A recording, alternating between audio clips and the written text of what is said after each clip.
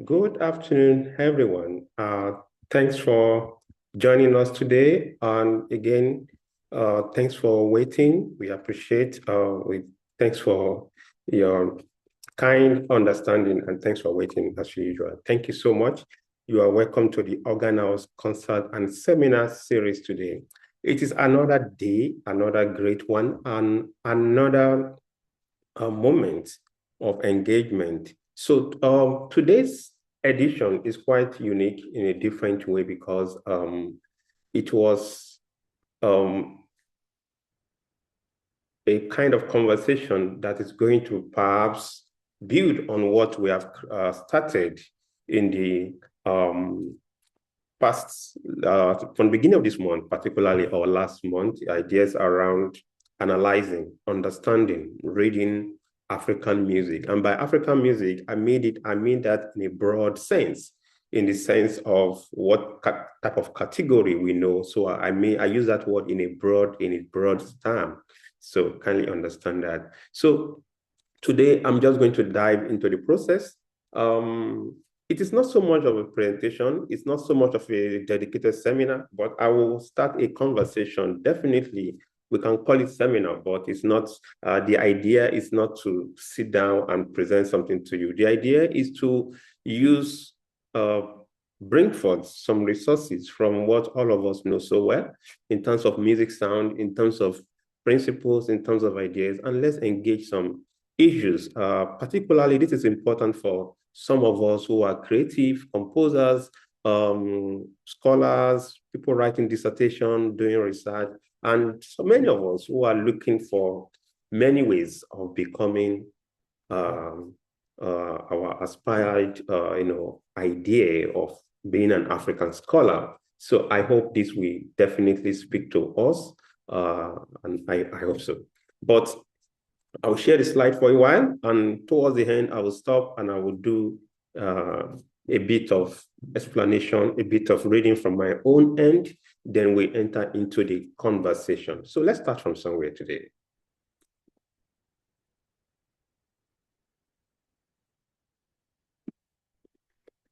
Okay, I need to share my slide. Let's start from sharing the slide. That's the first thing. Okay.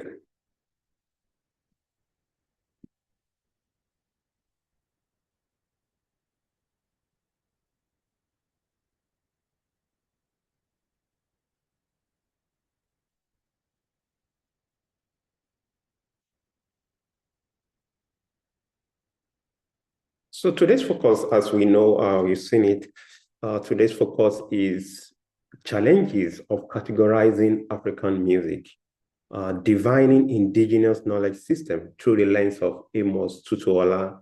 I must let us know that we can't finish Amos Tutuola today. So the idea, or we can't really unpack Tutuola in one sitting.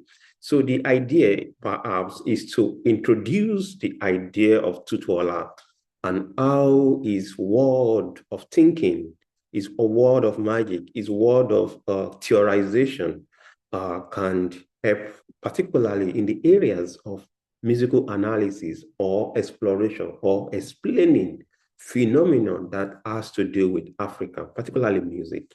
So in other words, we might just call this part one. Then we build another layer to further unpack Tutuola. But the aim is to start this kind of conversation. We have been theorizing, we have been talking about theory, we've been drawing from different ideas, musical ideas. So the question today is, what if we draw from our sisters' field, which across the world, many scholars in even the so-called European masters, many of them, for some of us who understand Europe, their history and the life story of their work, they draw a lot from literary studies, from literary culture, from creative culture, from religious studies. Oh no. So that is one of the essence, to shift our perspective a bit from what we are used to into something we know, but we hardly consider it as a pool, as a space for thinking. So I'm going to start. Of course, I started with this sound. I'm going to play it again, just a bit of it. And I'm playing it because it's very important to this kind of conversation. And I will come back to Madosini later. So, but I like to start with this again, just to draw us into that conversation.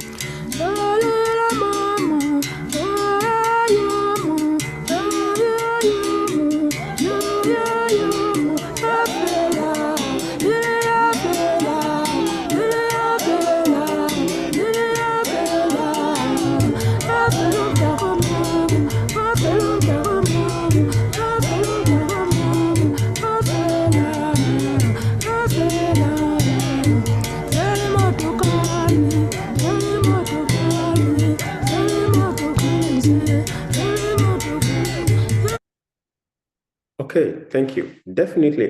This is Madosini. Madosini, one of the legends and heroes of South African indigenous music culture. Madosini was not only a legend, but also the face of what we call the South Bow music in South Africa. We call it Uhadi. I will say more about that later. But why is Madosini so important for discourse on categorization? Because Madosini itself not only work in the mainstream, but disrupted the mainstream through this particular sound, which I will say more to. And in the process, I will unpack Madosini and what Madosini means for us to think about indigenous music, analysis, thinking, and knowledge production. Even the idea of composition, a lot of Madosini is a body of knowledge on our own. So let's start from there.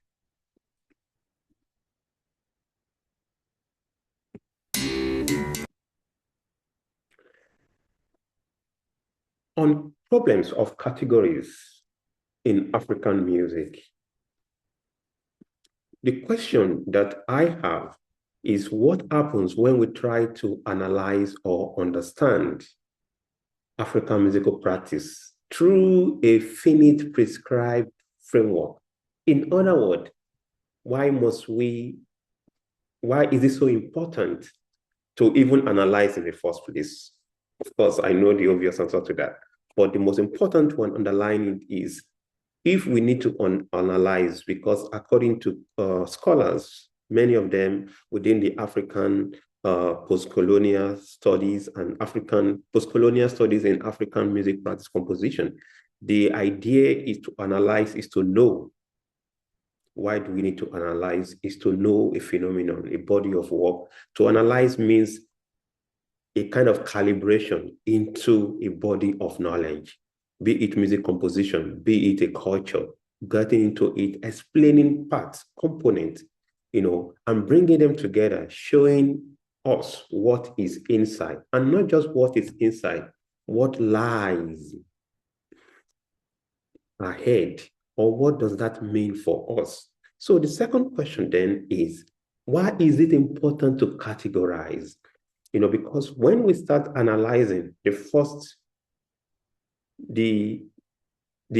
most cases, what we do is to enter from the ideas. Our entry point is, in most cases, always from the levels of categorization. Then we start talking about label. We want to label because it is understandable, or perhaps it is common for people to, first of all, label. They call it something. Oh, this is 4-bar, this is 5-bar. We label, oh, this is African art music, or this is indigenous music, this is popular music, this is musical, this is for drama, this is for opera. Those are forms of categorization. Then the question is, why is it so important to categorize? In the case of African music specifically, why don't we just go in and do the damn thing? Or like they say, or just do the analysis, just explain. Let us know about the music, the different component layers that we need to do. So these are the important questions that I think it is not my aim or intention to answer this question. In other words, it is not my intention to, in quotes, solve the problem that this question alludes to, or it's not my aim also to provide you with a full answer, a dose of answer. My aim is rather to open a conversation as usual, to open a conversation that helps us think beyond the particular position where we stand right now, yeah. So let's move to the next slide and let's see. So I think the challenge, like what I saw or explained here, is the problem of categories. Categories is always about dichotomies. When you want to categorize something, then you create hierarchy. Okay, this come before this come before this come before that, this come before that, which is, as mentioned earlier, is quite it's a common thing to do. Yeah, it's common, is common for many people to do that before explaining. You want to call it something, and that is what we call dichotomies. You create a kind of dichotomies, you create taxonomies, that will help into that space. So let's look at this particular very, very simplistic explanation or representation of what I mean by dichotomies in cultural understanding, particularly for music, is very important. Yeah. So the first one, let's look at it. Historical practice. So the question is, how does taxonomy or categories work in terms of this is not only for music, only for any is also applicable to other forms of African culture or arts. So as I mentioned earlier, we create patterns, and through the patterns unconsciously, it leads us into a particular way of knowing or how to know. So automatically we create categories like, or taxonomies like traditional. Is it traditional or modern? Yeah. Then under those two layers, we can start talking about, okay, history, historical practice. If it is traditional, we talk about history. In most cases, we talk in belated terms when we talk about traditional because we're not there, particularly for some of us who are quite interested in pre-colonial African ideas. Many of us are not there, you were not there, we were not there 100 years ago, but through forms of taxonomy or categorization of this nature. So labeling help us to travel back in what Benedict Anderson might have explained as imagine. We are imagining that reality. So we imagine, we travel back in time. Okay, drumming now is in this way. Then they've played it this way. So we tend to create pattern. We trace those patterns. We travel back to those patterns, and this is what I call dichotomies, and how we. The idea here is to know how is to open a kind of buzz, a thinking buzz, to see how we get into knowing. So if we agree that this is traditional music, then the first thing we want to do is to trace history. We move from historical perspective. They used to play this way. How has it emerged now? Then the second one, if it was to be a modern culture, we are definitely going to position it within contemporary trends. And the logic of learning then varies. We could use either direct engagement or different forms of representation to do that in that sense. Then the second one is sacred versus secular, of course.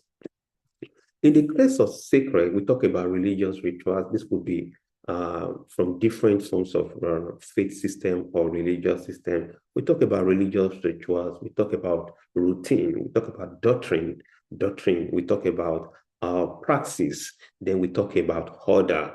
Then we talk about belief system. Yeah, but if it were to be something like secular, we talk about everyday life, what we do every day, mundane things, those things we take for granted every day.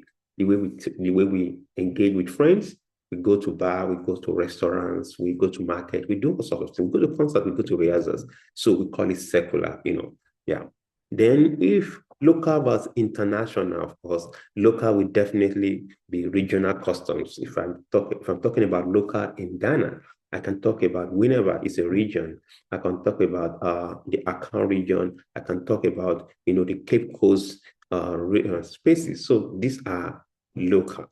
Then if I'm talking about international, so international, let's say from Lagos, I will talk about, the glopolis, for instance, cities like New York, we talk about Frankfurt, talking about Ontario, so we speak in that sense now. Then art versus popular. In terms of art, we talk about popular arts and what is popular. So fine art, we talk about high art. In the case of music, classical music, we talk about in terms of is, and even within the high art, there are categories, there's another layers of categories. So we keep opening the categories. We talk about categories of Western European music categories, Bach and then Mozart. Even within that, even within the Western European categories, we have layers of categories. We talk about Renaissance, we're talking about Baroque, we're talking about classical, we're talking about romantic. You understand. I'm sure we have scholars here who understand that. Then popular, we're talking about mass media. Today, in today's world, social media has become one of the endemic spaces, or how I put it, the habitual spaces that people also not only transverse every day. They live there, they in and out. So the social media has become an extension of our life. Either we like it or not, you need to check your WhatsApp. Right now, I'm joining you through a form of mass media or digital media. So this is how we talk about popular culture, but popular in itself also have layers. There are layers in popular. I'm talking about different layers of popular. So like the British anthropologist Edward Tyler, who like in his explanation he explained culture and trying to codify something like this, at least in the more than 100 years ago. He said this complex world, explain culture as this complex world. So I'm borrowing that time now to say, look, this notion of categories is quite infinite in nature because you keep opening. The more you want to know, the more you dig deeper, the more you create more categories. You create categories. So label, in other words, is a currency. To label something, to call somebody is a currency. Even not only in art, you look at even human relationship. Before there's a tendency for me to know, say, what is your name before even talking to you, So those are the kind of how we know. We know by categorize. So the moment I know your name, instantly I want to say you are from Asaba. Oh, you are from Frankfurt. Oh, you are from London. You are from this. So this is how dichotomies and taxonomies, this audio, they help us curate, they help us organize, they create that fictive, organization in our brain to be able to associate what we now come to create what we call terms of recognition. The Indian American scholar Ajana Padurai, explaining globalization and how things has been matched up here and there, call it forms of scapes. So the idea is we want to know. So mass media. Then the last one on this radar is indigenous versus external. I don't know if external is the right word, perhaps. Maybe I need to correct that. But in terms of indigenous, we talk about native traditions. As mentioned earlier, when we talk about native traditions, some of them are present. We still have them around. And some of them are engaged in a belated time. We talk about them in past. Oh, in past, this and happened. Then we draw those cultural capital, those habitual, resources. We draw them, we bring them to forth to engage, to negotiate forms of belonging or express our forms of becoming, in everyday life. Then foreign influence, of course, and we have external. That is also complex, But the idea is to try to think with pattern also to understand how we understand culture, how we negotiate culture, and on a very, very simplistic level, the idea is to open this conversation through ways in which we know. how to know, how we know things, how we go about it, be it African music, be it Western music, how do we know it? And that brings us to, like I mentioned, it's direct us, we into that idea of, into our common praxis in music, for instance, when the first thing you want to do is to analyze when you have a music, particularly for some of us scholars. In fact, analysis is always our, one of the biggest capital that we have, but I will get to that shortly. Now, going back to that particular very simplistic graph I showed us today, these binaries are not neutral. That's what I want us to know. Categories are not neutral. They are historically produced through colonial epistemologies. Categories are fictional. They are socially produced. They are artificially curated. And they are, politically assigned. Assigned politically. Yeah. So the question is, why is music written on paper called art music? Why is the indigenous ritual drum not called art music? Of course, for some of us who are within the ecosystem of African musicology, scholars like Meki Nzewi, Akinwuba, they have actually, argued, and they have, challenged that notion that no, even ritual music are also art music. And perhaps scholars like Agao, Akinwuba, and Bode Omojola came with another word for it: modern African art culture or modern African art music. But what's important here is taxonomies are fictions. They are political.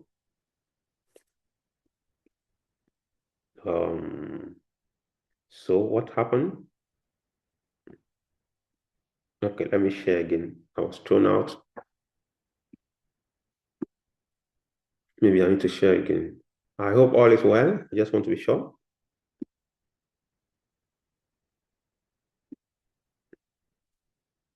So taxonomies, to call something, the tendency to first of all name or categorize before understanding is political.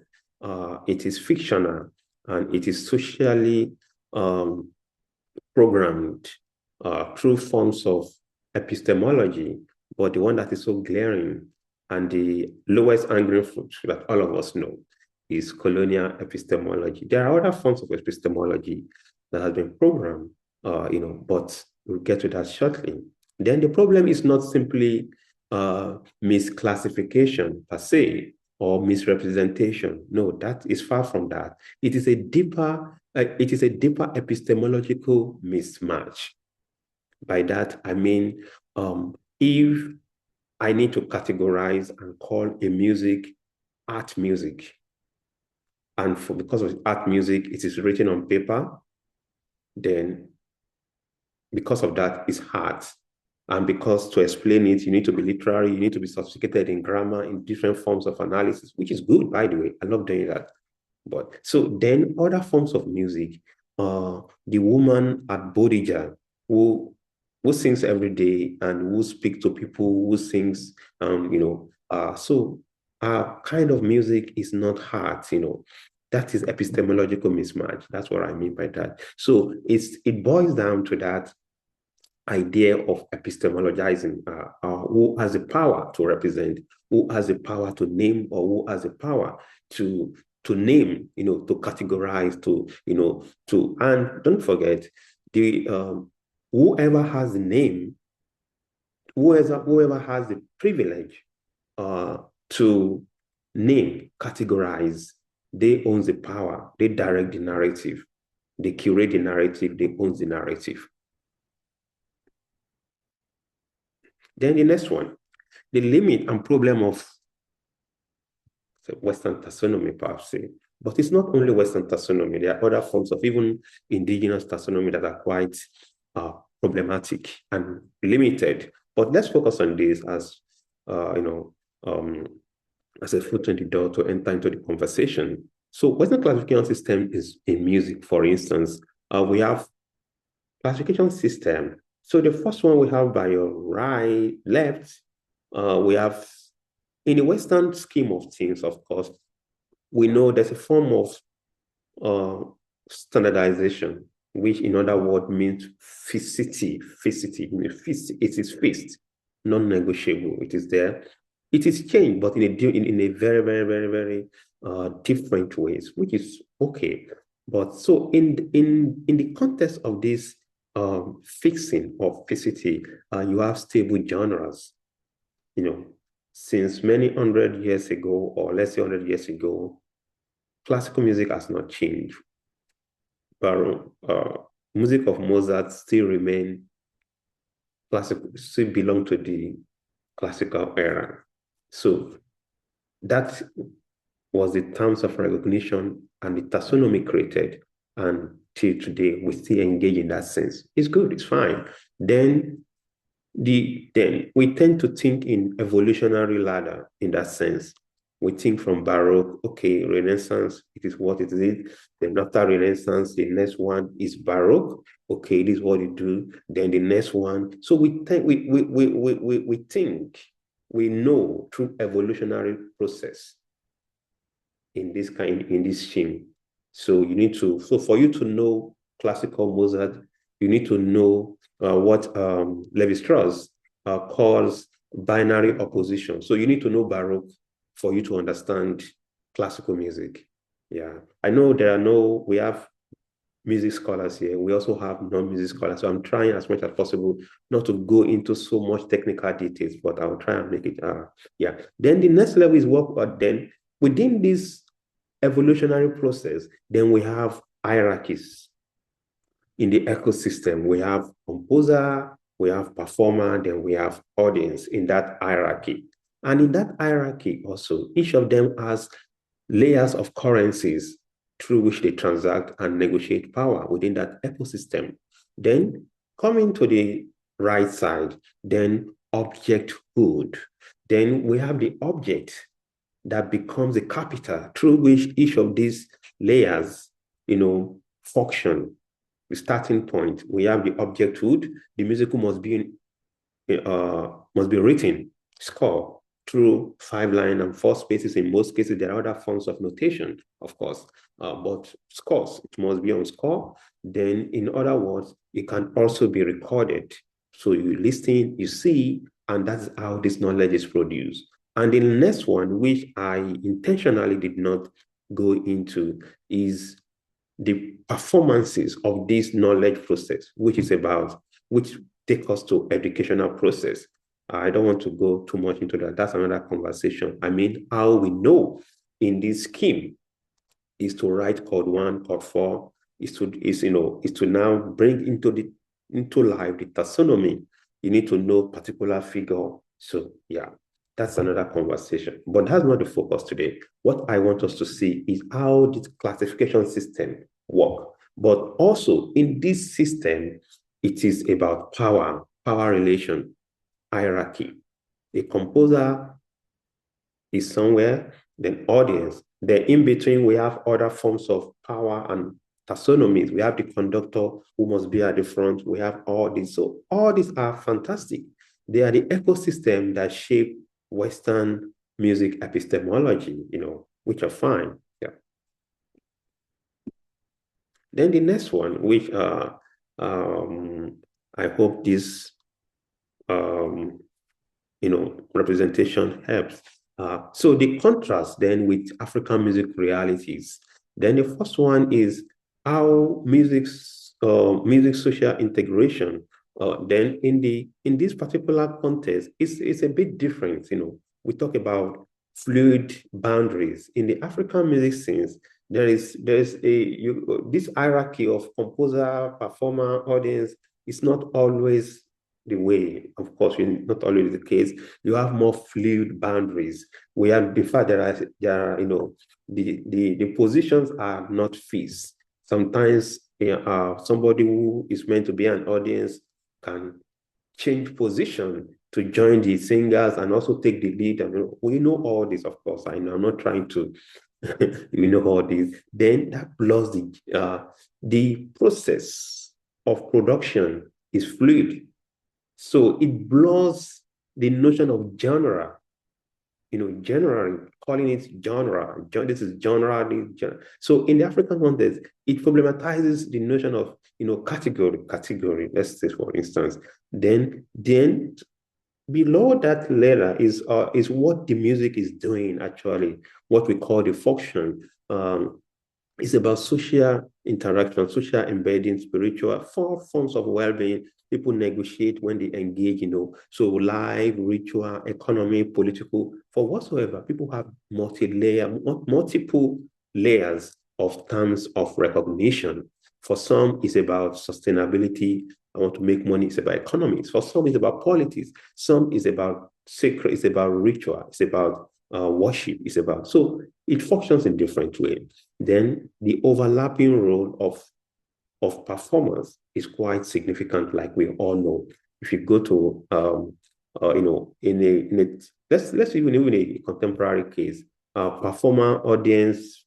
Sometimes you can go to a particular program, before you know it, audience member, somebody who sat at the back will come to the stage and become the sometimes steal the show. So we have all this reality going. Then the question of genre.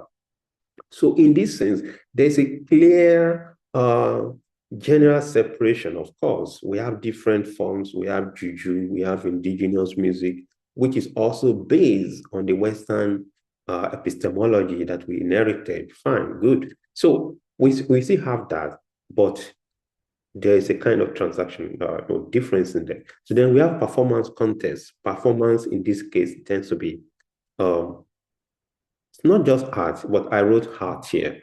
Performances are symbolic in many ways. People, like I wrote here, perform life, ritual, economy. So whatever that means, it is symbolic for people. People don't just go then defined role. So there's a defined role between performer and audience.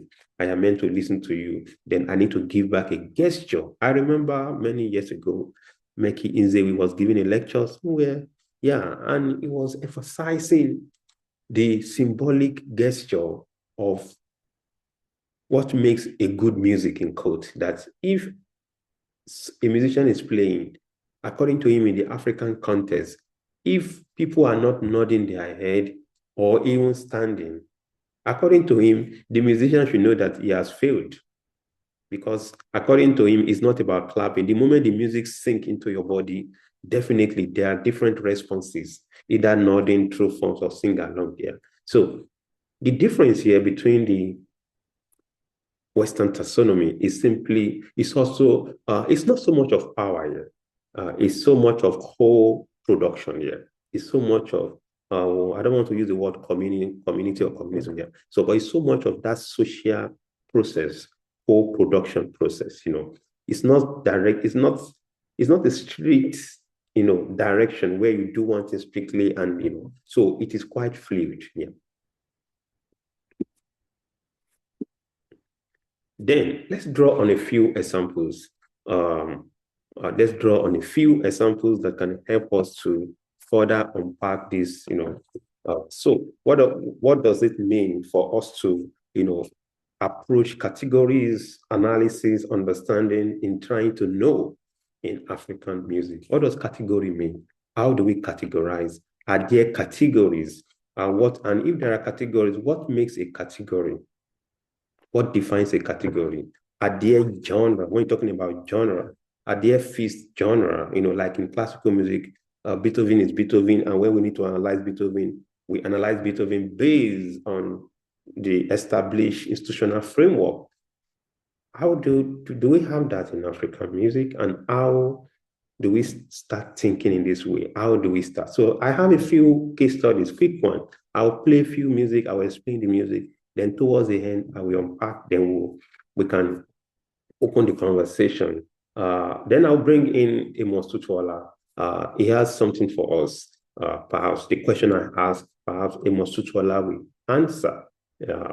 He has some resources for us to think about. So Fuji is a Yoruba urban we can say is an urban Nigerian popular music genre that emerged in the 1960s and, developed through the 70s, the 80s. But the 1990s became the golden years of Fuji because through the political dynamics in Nigeria, Fuji transformed according to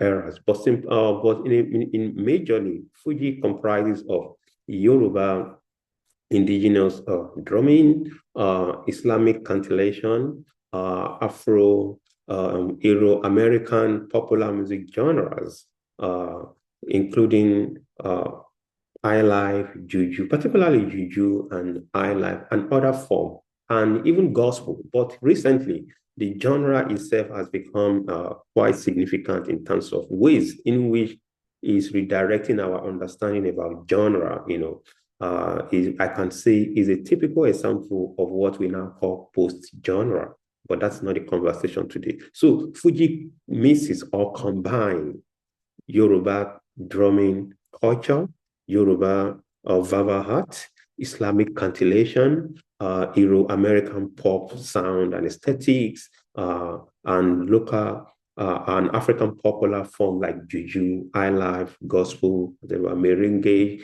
reggae. Yeah, so that is Fuji. Of course, in the last 20 years or 25 or 26 years per se, Fuji has also metamorphosed into a different layer of understanding as the genre has moved beyond what it used to be, call it Ras music, street music, into the mainstream popular music industry, popular African music industries, not only in Nigeria, I'm talking about including diaspora, places like New York, Texas, Frankfurt, Brussels, London. You eat at clubs where you have African migrants. You hear piece and piece of Fuji on a daily basis. Yeah. So Fuji then becomes an interesting component to start thinking about how to know and the problems of taxonomies in African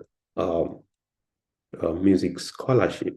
So let's listen to this. This is a recording. This is a 1978 recording, I think, here. This is Fuji Garbage Series 1. I'm going to play just the first intro and maybe a bit of the singing, then we'll start from there. It's a bit of it to see.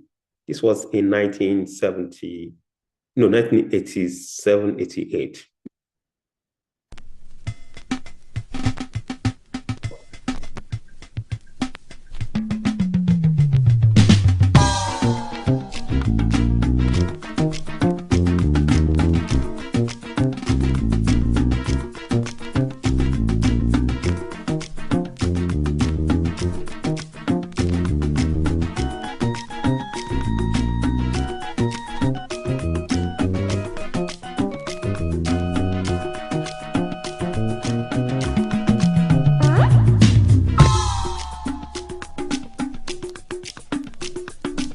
mo ti gbé kan dóde ẹ wá gbọ́ Fuji Garbage ẹ wá jó lọ́mọdé pẹ̀lú àgbà ẹ wá jó ní Fuji innovations ẹ wá jó ijó aládùn tuntun tó dé.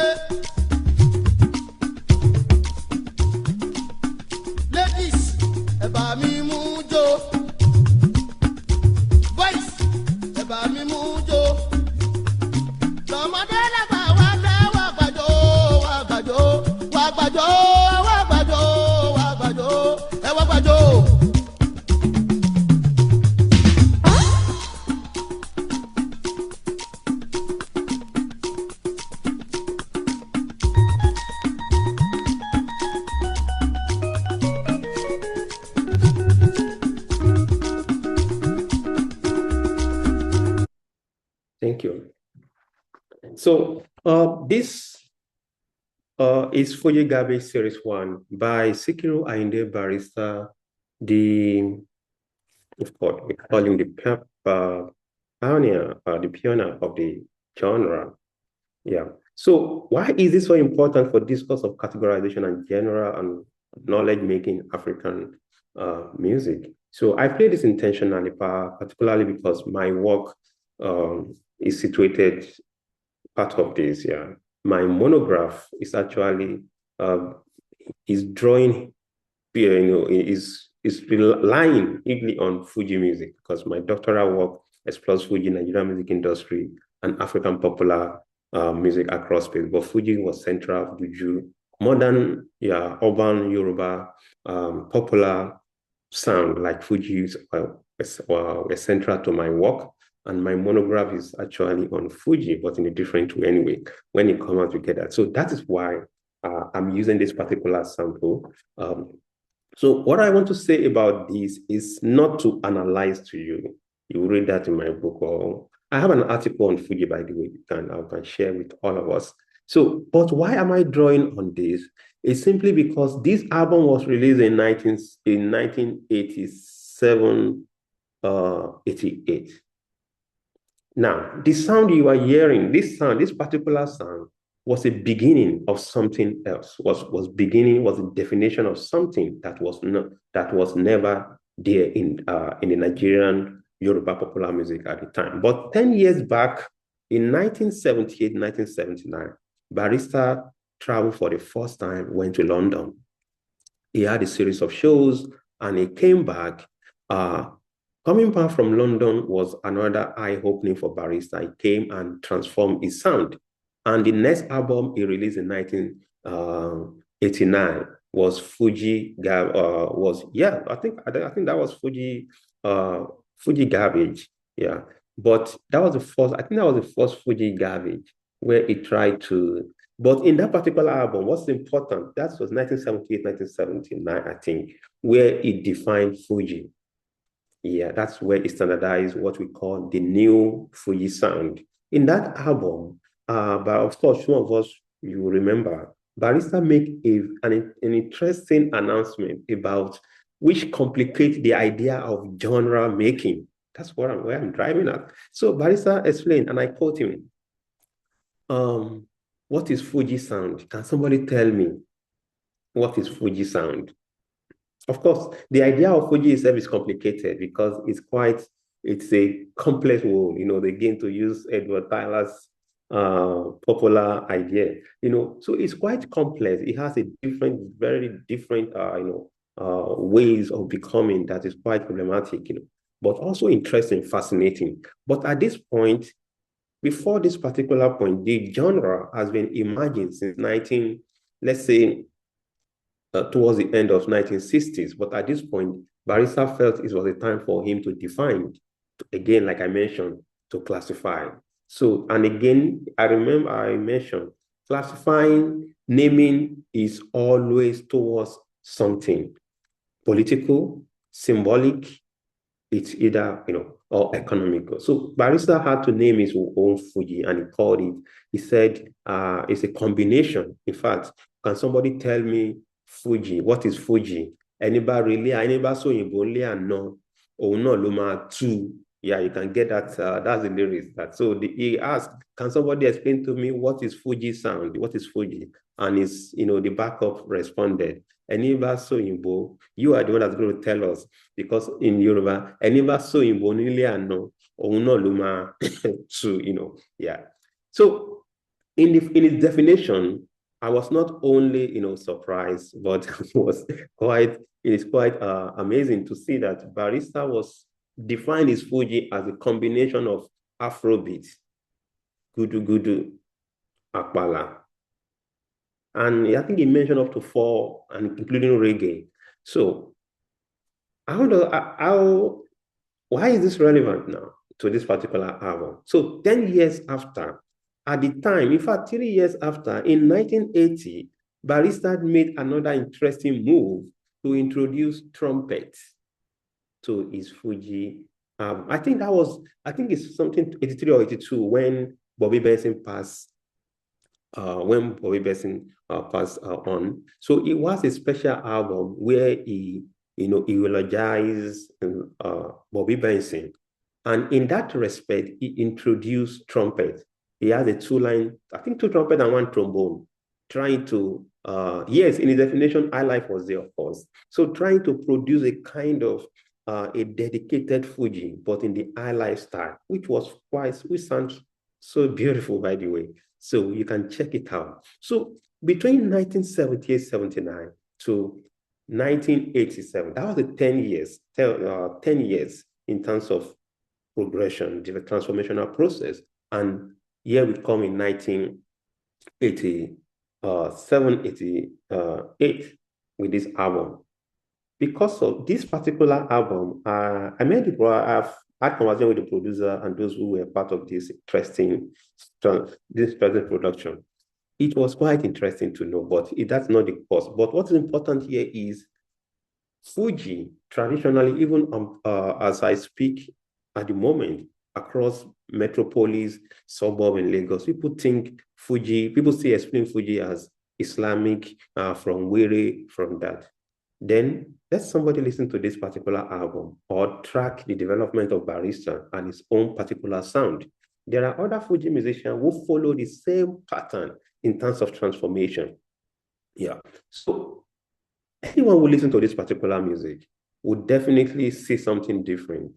Of course, the combination of different layers that I explained is there, the Islamic cantillation, but how do we get from something called Islamic music into experimenting? Look at the intro. It's more like a sampling of Fela's Afrobeat at the time. Again, this is not the focus here. So I am going to play another track, not another track on Fuji. Just have it. So Fuji, of course, has a religious roots. Then into urban, it moved into urban entertainment, then into political commentary, then it became something significant in the last, even until at that time. But throughout 1990, the genre became so big that, every household across suburb in Lagos, Mushin, Oshodi, Chugunle, Ikeja, Iyanopaja, and even in places like Ibadan and across places, it became the sound, it became the sonic, it became the main thing, particularly for those middle urban class, and it constituted an alternative spaces of socialization or whatever we can, different capital it produces for people. Then the question is, where does it belong? How do we define Fuji? Even as 1987, how do we analyze or explain? So the question is, if I need to explain Fuji, if I need to analyze Fuji, am I going to put it on staff notation as a music scholar? Or how do we go about it? That's a question which I will get back to shortly. Let me move to another case study quickly. This is Akadinda Amadinda. The Akadinda or Amadinda is the same, you can call it different. It's an Ugandan xylophone. Is a xylophone culture, musical culture, let's call it that way. That's a picture you can see. Traditionally, the Akadinda is played in the Bagandan court, where the king hosts one or more trained masters musician in the palace to provide music for the royals and to train apprentices. So Akadinda is symbolic. It's quite popular. Of course, Uganda, I tell people, has more xylophone culture. In fact, some scholars has even argued, like Hugh Tracy, that Uganda is the, in quote, headquarter of xylophone culture on the continent, because they have varieties, of it. So I'm going to play this for us. And the motive, I think why it's important here, before I play, is that Akadinda is another interesting indigenous African musical instrument that can help us to think of knowing. Akadinda is played by three, either 4 or 6 players. The smaller size, it varies in size. The smaller size can be played by 2, But Akadinda cannot be played by one person because it requires sound organization operate or works through what we call interlocking. Interlocking system. For those who play Mbira and Vazimo work with interlocking, xylophone, interlocking, marimba, interlocking, but this is the root of all of them, according to Tracy and another scholar, Dave Degin.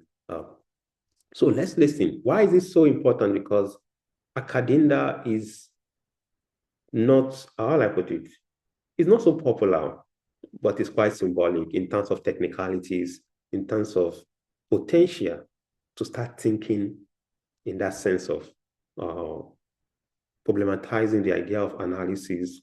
Let's listen.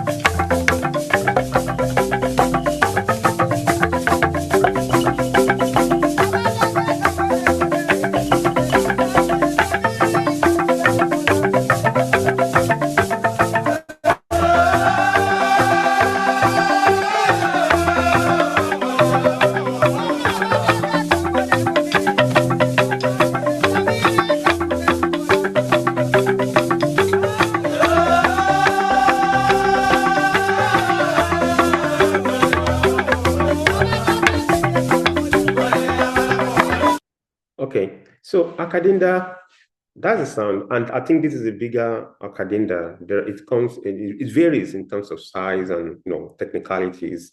Yeah, and of course, schools, particularly across Southern Africa, schools now have a kind of ready-made Akadinda, not big as this, of course, something like the size of a table, from 5 feet, 6 feet, 7 feet here, but it's mostly played by 6 people, 3 on the other side, then 3. So you place like interlocking. So we exchange, and through this process of interlocking, they generate different sound, like what we can see. That's I think, for those who are interested in mathematics in African music, I think Akadinda, also Mbira Drazimo, they are important resources to think of in mathematical terms in African music. So I'll get back to that shortly. Then the next one I want to talk about before I wrap up everything that we is Uhadi. Uhadi is a musical bowl, a traditional instrument from Southern Africa. You have it in South Africa, is in Lesotho.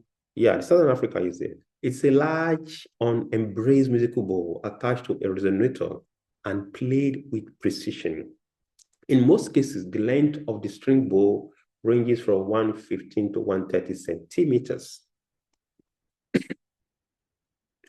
Yeah, Uhadi, the wooden bow is strung with guts or wire and attached to Iserwa calabash, which resonates and amplifies the sound. You can see in this picture. I don't know if that's clear enough. The bow is played with a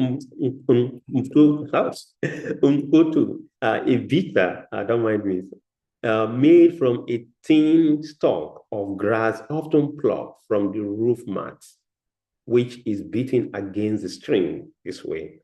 This is according to Dave Daggy, one of the pioneers of studies or even performer, or those who have the maker of Uhadi in South Africa. I think Dave Daggy now lives in Germany, I think.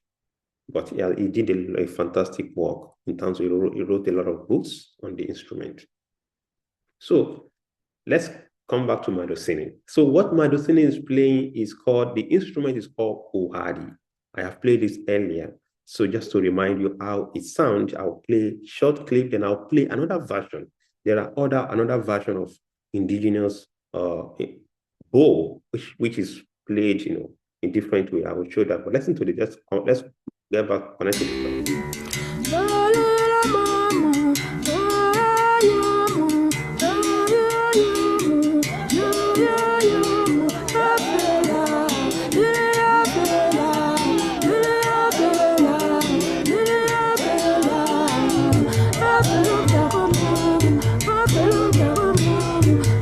Okay, so let's see the other one, the other version.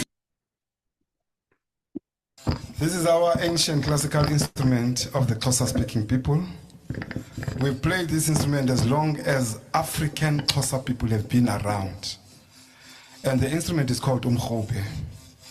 We've got lots and lots of similarities in Africa because we were moving from different places to another, meeting different people, and then we happen to learn most of these different instruments.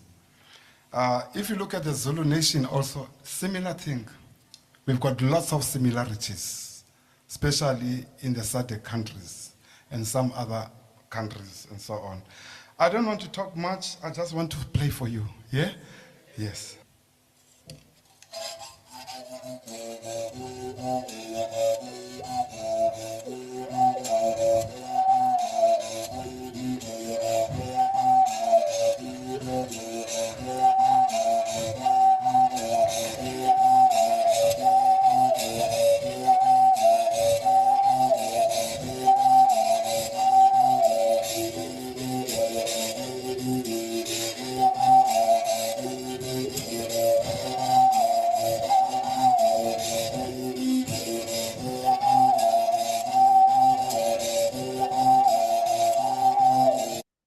Wow. So this is Professor Dizuplakis.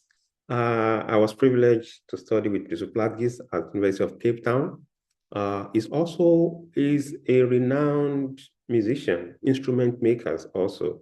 But this particular bow is another variance of Owadi bow, Nkrumah. So what I found interesting in these layers of so-called indigenous instrument is that those who understand overtone singing, yeah, the first one with the bow, it works in overtone, overtone. I don't know if for those who understand what I mean by overtone.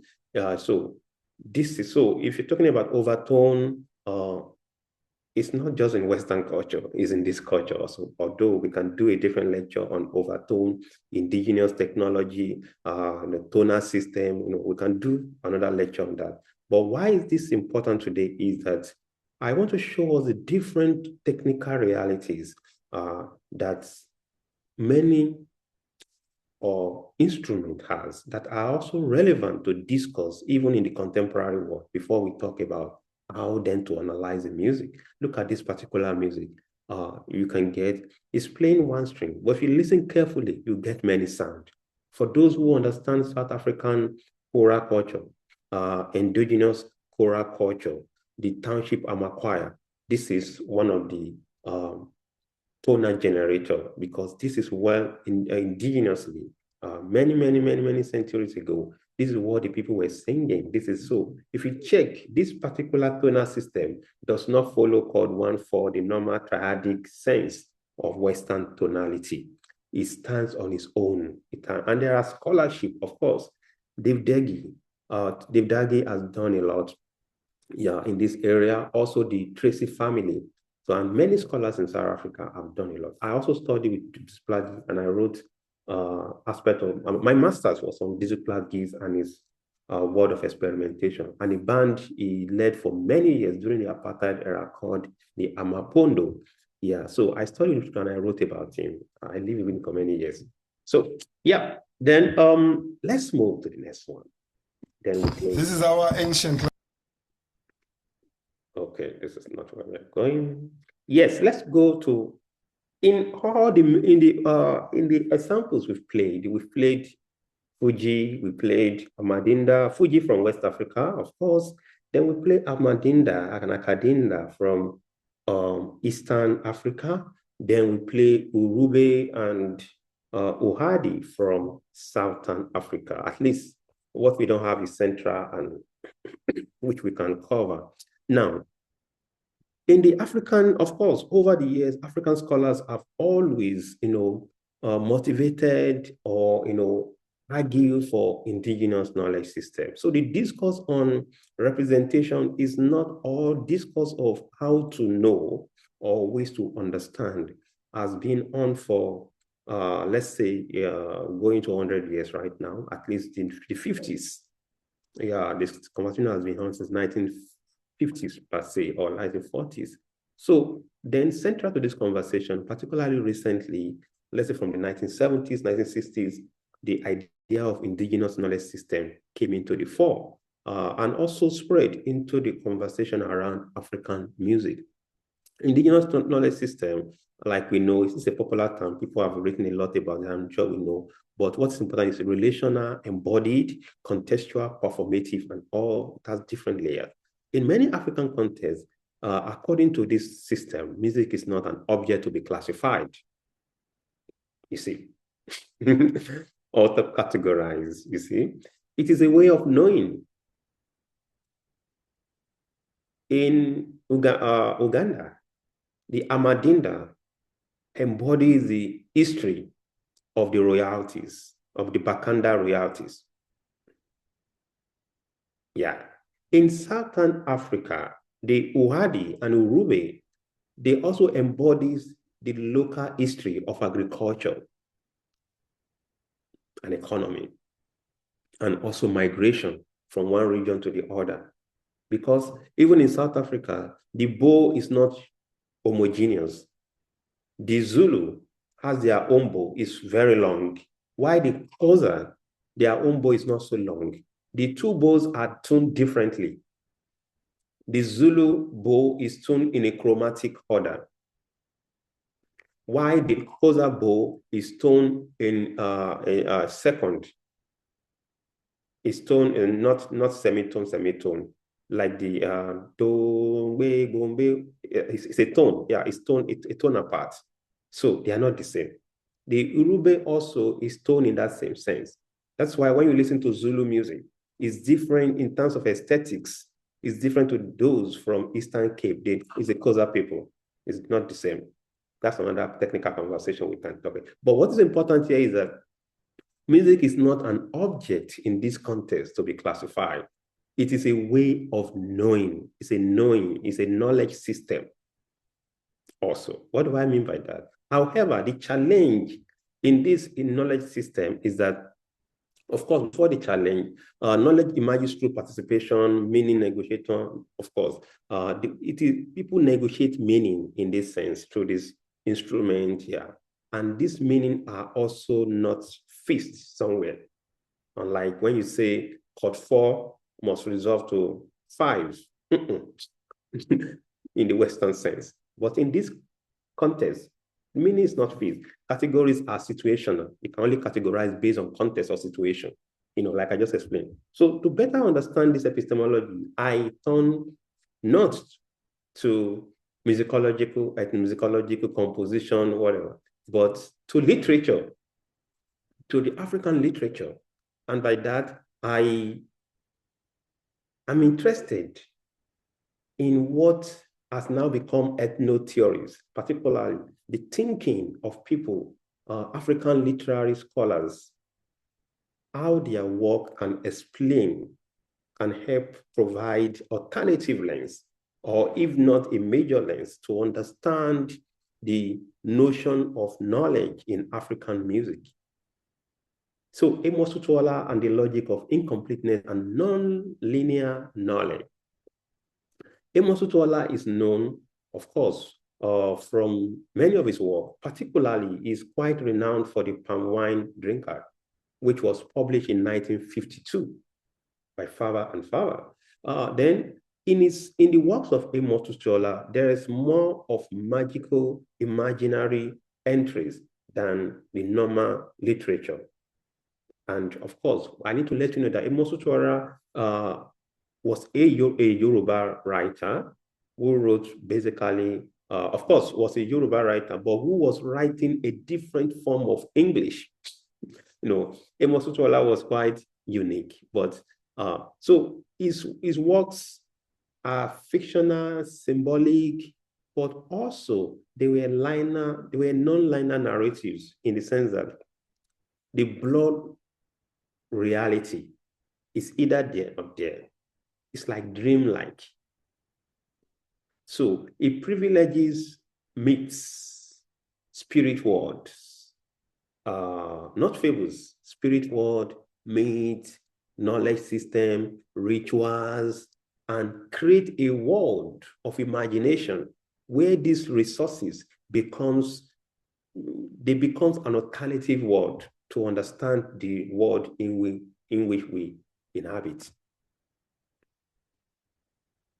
So, for instance, in his book, one thing that struck me that I think as a musicologist, as a music scholar, composer, whatever hat we wear, we should consider in going after a work, an indigenous pattern or ethno theory like this, is that I found his ideas of creativity and how it resonates with the livings, the world we live. Even today, the kind of polity, the kind of creation, what Tutuola's work is a world where everything mingles, entangles, everything is not complete, where everything works in process, everything works in permanent, it works in permanent, is incomplete, but always in the process. Is a working, that's what I want to use. It's a work in progress.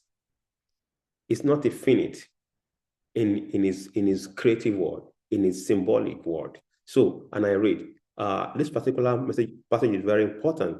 Both reality and the universe are imbued with endless possibilities of being and becoming, thanks to the multiplicities of consciousness available to inhabit them.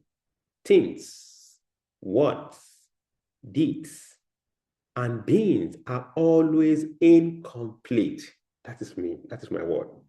Not because of absence, but because of their possibilities. Why is this so important? What Amos Tutuola is, well, what is driving at here is that nothing is complete on its own. There is no truth. Every truth has alternative truths. There is no one way of becoming.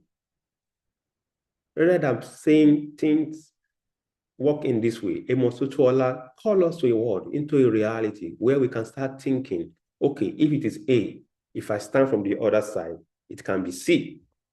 So in the word of Amos Tutuola, everything is in process. It's a permanent work in progress. Woman being a permanent work in progress. So Tutuola is about spirit world. It's also about reality. It's also about fictional world. But his works are more important for us, even as a musician, in engaging forms of knowing. Yeah, if in the music studies, we privilege forms like analysis, we have categories, but Amos Tutuola is inviting us to another world where we start thinking in context rather than category or taxonomy. Amos Tutuola is not denying the creation of these colonial epistemologies or the drive to always name something, the drive to always create, the drive to always, create categories. It knows about power, but it's inviting us into an alternative world where everything is incomplete. He called it a composite world, where rather than standing, human beings are in process. We grow every day, we change every day. Yeah. So I'm going to stop and just put a few lines to us, then I will call it a day. So for Amos Tutuola, it was not just to live, but our life becomes a kind of script that is not even, that is always evolving. Then the question, according to him, is keeping realities, ideas, or keeping them alive, but being cautious of ideas of compositionality, or let's say the ways in which things grow, even within themselves. Nothing remains the same, according to Amos Tutuola. So he was not interested in notion of decolonization or postmodernism. Rather, Amos Tutuola was interested in his word, in challenging the mainstream. Why? Because Amos Tutuola himself was not a mainstream personality. Amos Tutuola can be can be aligned or compared to those we call native air composers. In the CAC, okay, let me not even use, I want to use somebody who was very versatile, Oyebadijo. Oyebadijo was, let's use those unknown composers that composes hymn through their knowledge of hymn, they compose, and we don't even know them. When we talk about composition or composers, they are not in the radar. You don't even remember them. So that's how Amos Tutuola was. He was writing English through Yoruba. But people neglected him, people, point fingers and know was, it was a stark symbol or an example of, in quotes, illiterate literates, in the sense that he knew little. He was a post office attendant in Lagos, and he was writing. But his writing found their way into the metropolis, and he was adjourned. So today, Amos Tutuola work has circulated across the world. But it's not just about the circulation for me.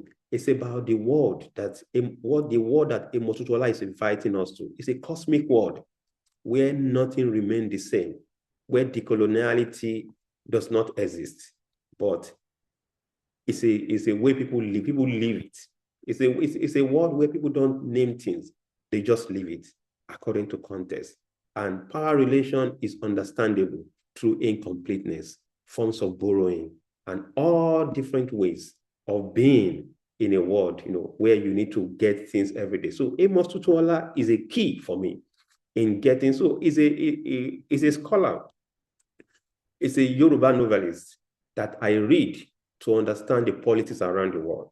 I read, so I'm inviting you perhaps to also read. But what's important for me about Amos Tutuola is that when you read Amos Tutuola, it creates its own world, imagination, a world where when you enter this world, when you come back from that world, you see things around you better. So then the question is, how does this relate to music, particularly analysis? I don't have so much time to go into Amos Tutuola because we are definitely not going to leave this place today. But what's important for me about Tutuola, which I will still want us to talk about later, is that Amos Tutuola is an unsung theory. Yeah, every day, every life is singular, but they are incomplete, according to Amos Tutuola. The impossibility of a single and same thing or a single and same being to have several different origins, that is the centrality of Amos Tutuola, or to exist simultaneously in different places and under different signs. That is logic of Amos Tutuola. Amos Tutuola believed that nothing in itself stands alone. Nothing is complete. Yeah. Yeah. So how does this relate to music quickly? In the musical sense of things, like I explained earlier, we believe to analyze a chord, we must follow it particular way. To do things, we must follow it in a particular way. But Amos Tutuola, in this case, is inviting us, into a world where let's just live. Let's live. The temptation to ascribe, label, this is Western, this is indigenous, let's decolonize this. No, it's not so concerned about that. The temptation to say, okay, this is chord 5, chord 6. The question for him is, why do we want to analyze? If it's about knowing, just play it, you will enjoy it. So he's talking about power relation. Amos Tutuola is talking about power, how we can mediate power relation, how we can understand crisis, and how we can also navigate in a complex world, how he called it. So the point is, in music, of course, there are colonial epistemologies, there are different forms of representation in music studies, but the question from perspective of Amos Tutuola cosmic world, or what I call the composite being. So according to Amos Tutuola, we are all composite beings. Today, I'm somewhere, tomorrow I'm somewhere. Yeah, that is quite practical. And for every one of us that were here, for Amos Tutuola, our life is a progress, it's a work in progress. There's no permanent condition, according to Amos Tutuola. So because of this, I'm interested in engaging music conversation, particularly the idea of analysis. idea of category as incomplete. So why must we see it as incomplete? It's because it makes intelligible the idea of music as a symbolic being, not something that is standing on its own. It's something that we embody. It's a cultural practice. It's a symbol. It's symbolic. So when we see it that way, I see Mozart not different from Wasiu Ayinde. I see Mozart not different for the kind of local native air we sing in CAC or African church or other Nigerian-centered or African-compliant churches. Then we tend to regulate hierarchies. We tend to regulate how things work. Then we tend to understand that it's about the music. It's not about the label.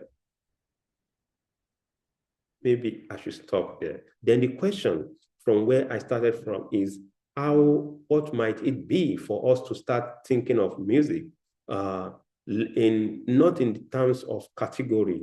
It's Western, it's art, chord 145. We don't know how to do theory. You can't do this. How can we start thinking about music within its context and just enjoying it and doing it and getting the knowledge through participation and application within different contexts rather than doing it fixed on a particular epistemology? Yeah, thank you. So I'm going to stop for now there, but we might have another session next time still on it. Like I mentioned, this is just the introduction. Tutuola is big. It's so big that we can't even start an introduction. We can't finish in on a day, but in one day. So we start from here. Perhaps we can have more session or more conversation around Amos Tutuola and its application in music theories or music scholarship. Yeah, at this point, I know we have questions, particularly for some of us who don't understand Tutuola so well, and how his work can also serve in our scholarship to understand things, particularly for those of us who are interested in music research, theorization. Amos Tutuola is now one of the, I think, is quite popular, even in the mainstream, in the mainstream scholarship, in terms of significance as a scholar, as a thinker. So he's a great thinker. So I am at this moment, I want to open for you in case you have a question, in case you have things you want us to talk about or follow-up question. Yeah, we have one person. Can we have up to 3? Let's go. Okay, Mr. Affair, let's have it. Thank you very much, Dr. Ayo, for the session. I want to ask, like, let me call it a question. If we are to engage this Amos Tutuola and what it stands for, is it safe to say the social or sociological framework or sociological approach to researching music can be an outlet from this tunnel? That's now, if we want to move away from the urge to classify, categorize, analyze theoretically, if we want to move away from that, could we say a safe turn or a safe U-turn or a safe turning point could be to approach that music or to approach our research or approach our whatever we are trying to do with music as an instrument at the time? Can we say it's safe to approach it through a sociological standpoint or framework, say habitus, agency, and some other sociological framework in the light? Oh, well, thank you so much. One thing I also want, thank you for the question. So if we are to approach sociological, so the point is this, Tutuola is not saying that we should approach, in fact, he's not interested in one way of doing things. And that is his mantra, that nothing is definite in its own. In other words, I am who I am because there's somebody, I have families who help me to do things. So when you see me outside, I'm just a shadow of many people. Yeah. So then how does this apply in terms of musical understanding of how to know the premises of knowing, or the logic of knowing or analyzing or understanding musical phenomenon? It means, to come back to your question, that while people having conversation around decoloniality, I see Amos Tutuola as an interesting alternatives to discourse of decoloniality. Although people who have studied him are not even putting him in that category, but I see him as a fantastic alternative because it's not talking about a specific way of doing things. Rather, it's calling our attention to the reality of humanity, that there's no one answer. There's no absolute answer to the problems we are looking for. So he actually embraces and encourages us to see things from different ways. So what does this mean for music analysis? It's simply to draw on as much as possible resources that you have. But according to Tutuola, context matter. So the question then becomes, who are you writing for? Why are you doing this? Are you doing it for the sake of this culture, to promote this culture, to do this? So that's where the question lies. Or you are doing it because I'm a scholar, I want to become a scholar. Of course, we know what that means. If you want to stay on the high mountain, which is good, it's a fantastic way. But what Tutuola is saying is that it's not interested in sociology approach, ethnomusicology, composition, theory. No. What he's saying is, how do we use everything around? How do we understand everything we have around and what we can see about them in line with what we want to do, to understand their application for what we want to do? So for instance, I play Fuji example. The Fuji example, the question is, if I need to analyze that Fuji to explain to even scholars or non-scholars, Amos Tutuola is telling me that, look, I need to be extremely critical with how to explain, because if I'm going with the training in the mainstream, using labels, established labels and categories, definitely I am going to misrepresent that culture. There's a high tendency of misrepresenting that phenomenon. If I want to go about, okay, there are categories because I have PhD, because I have this. But Tutuola is calling my attention to go into that music. What does it compose of? Like I explained. So he's interested in composition, how human beings are composed. What by composition, I mean what shape our being. It's about being and becoming. So he's interested in the process of the song. What is it saying? What are the resources? What can this music tell us? What is it signaling to us? Yeah. So for instance, if somebody playing organ, if you see somebody from, let's say from Okitipupa, who is playing those experimental music on organ, or those tonal, very important harmonic structure from that place. So the question is, at that moment, that person is making music, is in a different world. So Tutuola is interested in that kind of analysis, which I think in today's world, we can say African art music, for instance.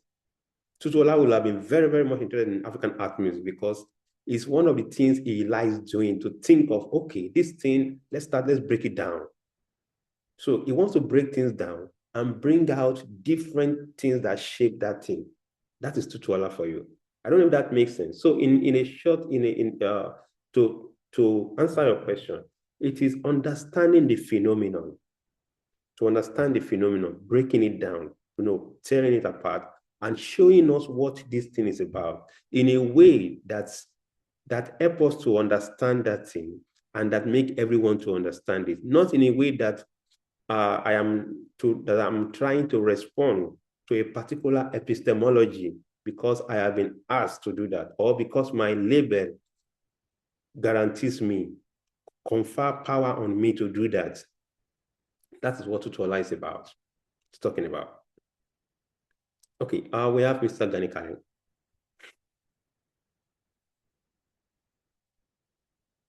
Mr. Ganikale, can you have it, please? Am I okay? I'm on now, I believe. Yes, yeah, that one, sir. Yeah, wow. Yeah. This is good scholarship. I must say, you have not disappointed at all. You've shown taxonomy, you've shown hierarchy to epistemological mismatch. I think thank you. It's a very rich discussion, which I've particularly enjoyed, especially the way the examples of Fuji, Akadinda, and Uhadi have helped us to see that African musical system already operates through through highly complex internal logics. Whether through hybridity, interlocking structure, or through embodied performance. See, so I find also the turn to Amos Tutuola particularly, very, very compelling, especially his idea of incompleteness and knowledge as a process of becoming. It helps us to understand this musical system not as fixed object, but as ongoing practices shaped through performance, through encounter and exchange. So, but then, I wonder if this also raises a structural tension for us. Yeah? Because many of the frameworks we work with, whether academic, pedagogical, or even technological, depends on some form of stability in order to function. See? So, scores requires fixed notation. Archives depend on categories. And even digital systems rely on clearly defined data structure, right? I can see you're smiling now. So when we apply these frameworks to musical systems that are inherently fluid and processual, we are not only describing them, we may also be reorganizing them in ways that align with our expectation of stability. See? So in that sense, the issue may not simply be that African music is excluded from existing frameworks, but that the process of making it legible within those frameworks can reshape its internal logic, right?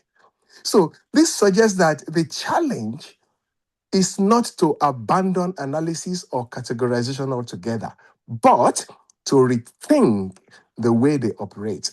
So how do we develop forms of analysis and structurings that can remain responsive to musical systems that are relational, right? That are embodied, that are incomplete, rather than forcing them into models that assume fixity.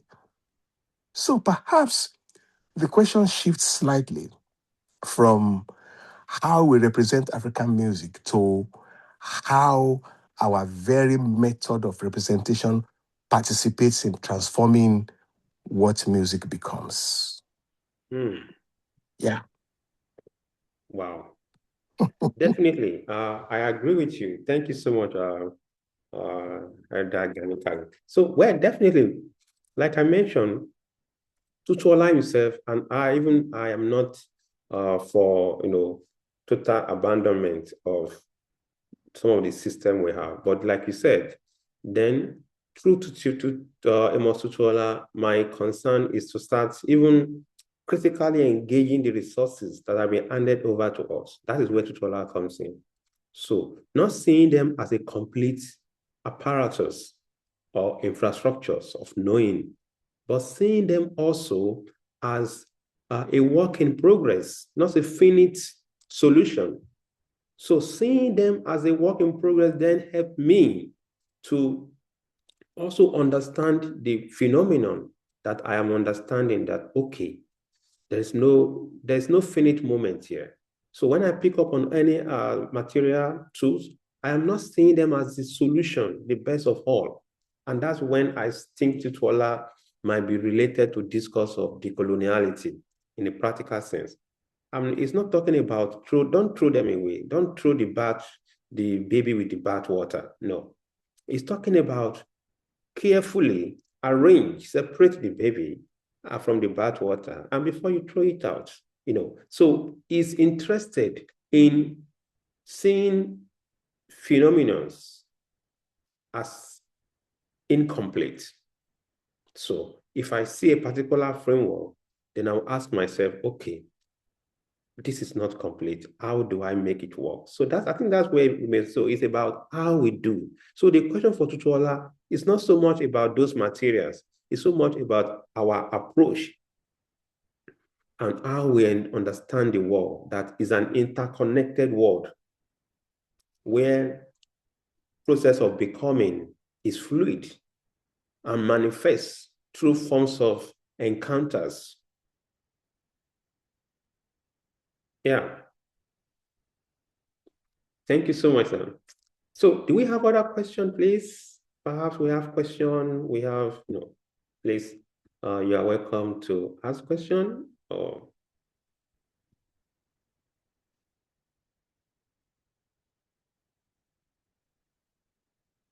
Hello, do we have question? Hello? Question, in case you have something, kindly. Okay, we have, okay, Mr. Ganikale, are you still raising your hand? I am still on, actually. Okay, I'm just rummaging on your response, and it is quite helpful, I must say, because I think what becomes important here is not that it is not only that frameworks are incomplete, but that they are not neutral in how they engage the system we study. Yeah. So even when we treat them as tools, the question still remains that what kind of musical structures do these tools make visible, and what kind do they leave out, right? So in that sense, I would say incompleteness is not just a philosophical condition. It also has methodological consequences for how we analyze and design system around these musics. Yes. Thank you so much, sir. In fact, I will get back to some of us who are raising our hand. One other layer, which I think I don't have much time to further unpack, because is that even what we call indigenous knowledge, they themselves, they are not complete. They are also not complete. So then for Tutuola, indigenous knowledge system, depending on how we explain them or how we understand them, might also not be a response to our tendency to represent, to replicate, or embody African culture.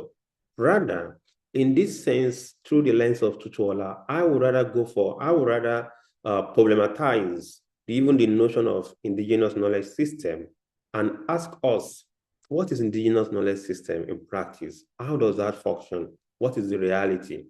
Of course, we know all this, we can guess what the response is like.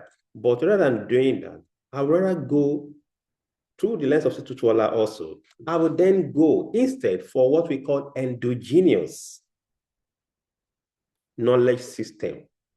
Endogenous knowledge system, which then in Tutuola's notion of conviviality, which another layer we couldn't cover today, is that using endogenous lens then shows us that people, the process of becoming are shaped by current situation, current context, contemporary context, not belated context alone. So when a music is, even when we play back today, we don't play back the way back write the music. We play it according to our condition. Let me give you an instance. If we are to play back music in Lagos, people have well-tempered piano produced by Yamaha. That is according to even the European context of Bach. That is not the proper instrument to play back. You see how that idea itself becomes incomplete. The idea of back or playing back in Baroque, or the idea of Baroque, because there was no piano in Baroque to start with. And the type of piano we have even in the classical period is not the kind of piano we have today. You see, so we'd rather go for endogenous culture, which is an incomplete idea. So it situates us into that incomplete logic of becoming. So then we become a permanent work in progress, in process, a permanent work in progress, in process. So there is nothing that is fixed. But when we think about endogenous pattern, endogenous forms of becoming, then we understand that, okay, while we use this, it is also not representative. Even the so-called code 145, they are also not realistic because for the obvious reason. And also our idea of indigenous African music system or indigenous culture are also fictional. They are fictional. They are not so much realistic. They are not so, they are not so much on the lines of realism. So they are fictional. They are just, we imagine them, like Benedict Anderson. We just imagine that, oh, I'm an African. Oh, I should be, yes. That's just, it only works in our imagination. In terms of reality, we do contrary. And that is what Amos Tutuola is talking about, that our nature itself, they follow processes of becoming. We are not wired as human. The humanities is not wired to answer porn. Yeah, so that is the reality. Let me sleep for, yeah. I saw Grace the other time. Mr. Ganikal, I will come back to you shortly, sir. We have Grace and Wu. I saw Grace. I saw, are they there? Is she still there? Yes, can you hear me? Yes, please. All right. I would like to ask that I don't know if you said that or maybe I missed out on that. Thank you for the lecture. That how can students apply this model in our research work as regards to African music? Okay. In terms of application, like I said, this is just like introduction, a tip of the iceberg for something bigger. Tutuola is big, so we can keep digging. Of course, in terms of application, then it means that you are going to do, there are a body of works that are based on this kind of incompleteness. So, or incompleteness itself can be seen in post-colonial study. There are many post-colonial writers, Achille Mbembe, Francis Nyamjo, Rogers Orok, Ebenezer Obadare, Wale Adebanwi. These are post-colonial who has also drawn from this type of thinking, Yeah, so if we can engage those thinkers, then also read about Tutuola, then automatically you will be able to apply. But central to Tutuola is I think we can call it post-decolonial term, where it's not just about decoloniality, it's what we are decolonizing, you see, is how we are decolonizing it and what is the practical step. It's not about talking, just giving it out, but following, being specific and understanding the complexities of what we do. Because according to Tutuola, every action has consequences. Yeah, I don't know if that's so.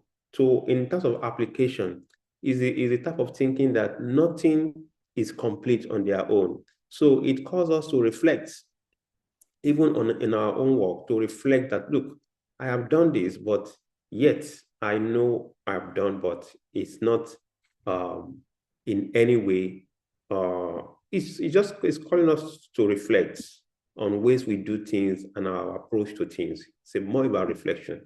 And we do a lot of that in ethnography. Ethnography is about reflection, okay. And that level of reflection, but beyond ethnography, Tutuola is concerned about how we recognize nature, how ideas, things as incomplete. They are not complete, yeah. Yeah. Okay. Mr. Jesus. Yes, good afternoon, sir. Good afternoon, Thank you sir. for this presentation. Yes, my question is kind of similar to what Grace just asked. I was going to ask that in light of this presentation, do we still rely on the fixed jury categories, or we just look for a way to adopt a more flexible framework that will most probably just reflect our personal, experiences of a particular music that we are trying to analyze. So that was just what I was just thinking of all through the presentation. Thank you, sir. Yeah, thank you. I think on that, I will point you back to what I said earlier. There's a body of knowledge now called ethno-theory. Ethno-theory in the sense that, not in the terms of theory, but in the sense that the scholars of this work, they are from the community. You know how power was. Formerly, the Africa, for instance, was a field for theorization for Western scholars. But the post-colonial era, the era seen as that has been described as post-colonial era, from the 80s, 90s, it was an era where previously colonized, where scholars, thinkers started theorizing or started imagining from the previously colonized places. I don't know if that makes sense to you. So those categories of scholars, Achille Mbembe, Walter Mingholo, what's again? Yes, of course, Frantz Fanon is part of them. Then the likes of Achille Mbembe, Tutuola, yes, Tutuola is part of this year. Then Francis Nyamjo in Nigeria, Akinwuba Ayobankole of today, Ayobankole, Akinwuba. So their body of work in critical thinking or cultural studies, they belong to this broader idea of post-colonial text. So then what their work is saying as theorizing from below, not from the top down. That makes sense. So you read these kind of scholars, and I think I must admit, including Kofi Agawu, of course. So Kofi Agawu is in musicology, is one of the, at least, one of that thinker at that level, who represent that kind of thinking. They are called post-colonial scholars, post-colonial, and so they represent that post-coloniality, post-colonial thinkers, So now, because their data does not automatically invalidate theories, Bourdieu, Foucault from elsewhere. So in fact, most of their work were also shaped by these layers of Bourdieu and Foucault.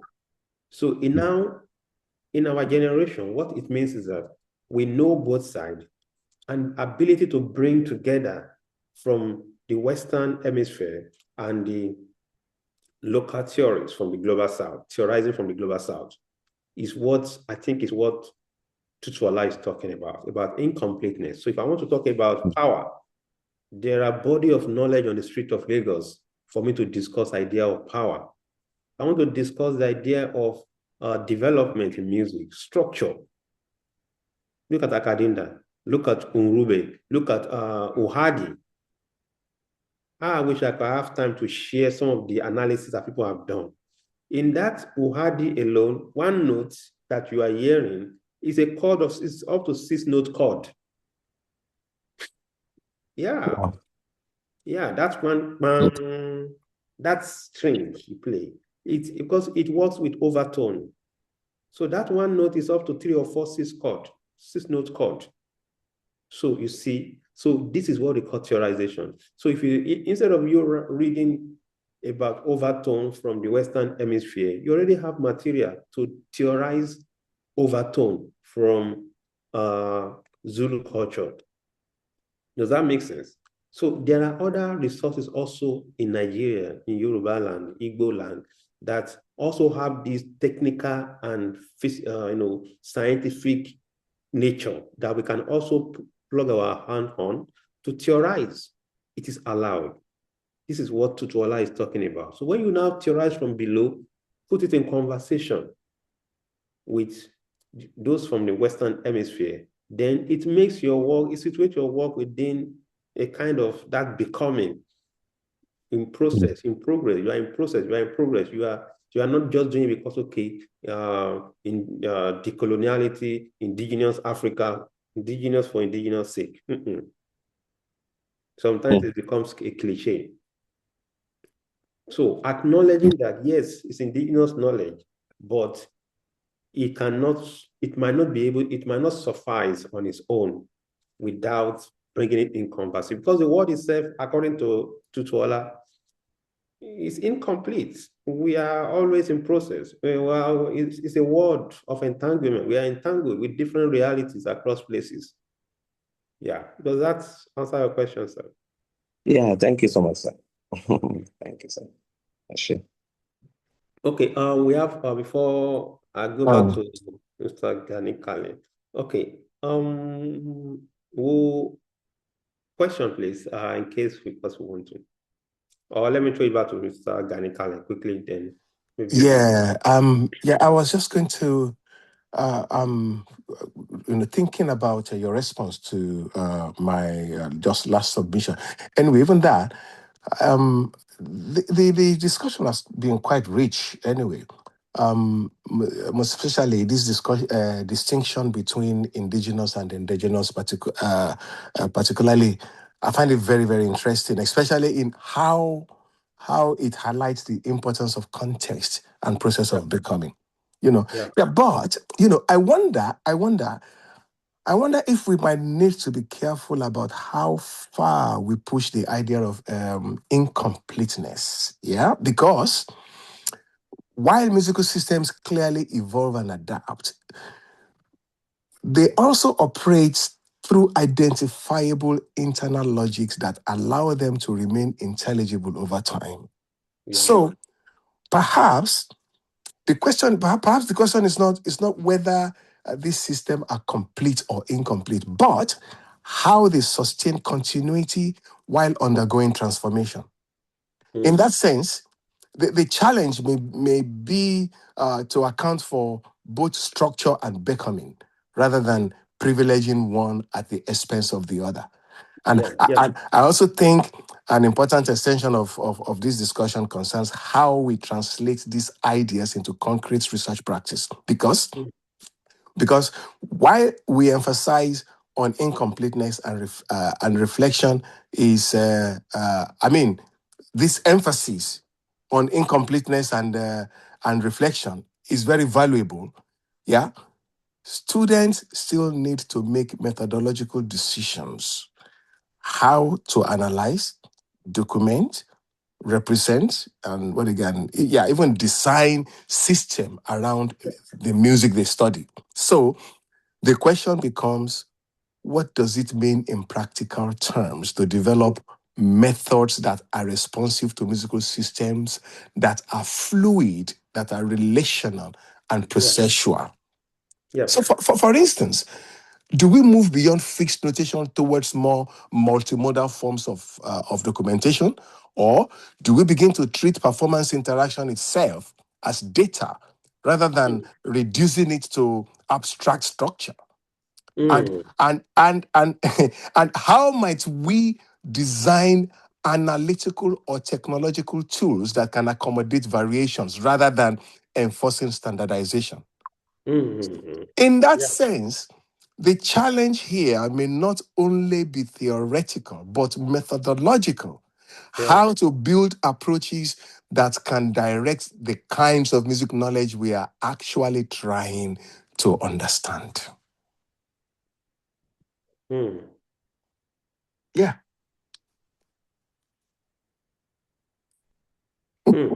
Wow, thank you so much. Of course, I appreciate and I agree with you 100%, and I acknowledge that. Yeah, definitely. Yeah. And like what you said about how do we approach, let's use score or classical music performance as an example, or even Western or African art music, what kind of art music categories that are within that Western epistemology. I think many years ago, it's true Agawu also. Agawu has a teacher called Leonard Ratner at Stanford. He was his teacher. So when Agawu was teaching us analysis, Leonard Ratner, he was a theorist, very brilliant theorist for that. So what you said now, and this incompleteness thing reminds me of Leonard Ratner's work. So he's the one who came about the topic theory in music, in Western music analysis. I don't know if you know about that, topic theory. Yeah, and that's where, if you check Agawu's work, Agawu is in this semiotic area of things.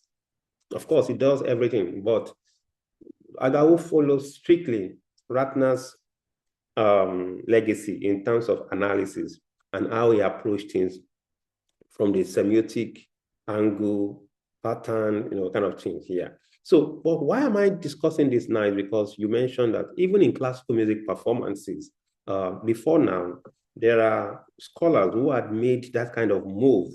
Ratner had a small book called Topic Theory in Music Analysis. The book is powerful, please. Yeah. For our friends, you can get it. So in that book, what Ratner was doing, I haven't encountered Tutuola when I read that book. So I found some similarities. Ratner was not so much interested in Cos 5. He was focusing on sonatas of the classical era. But he was analyzing them as using cultural approach. Yeah.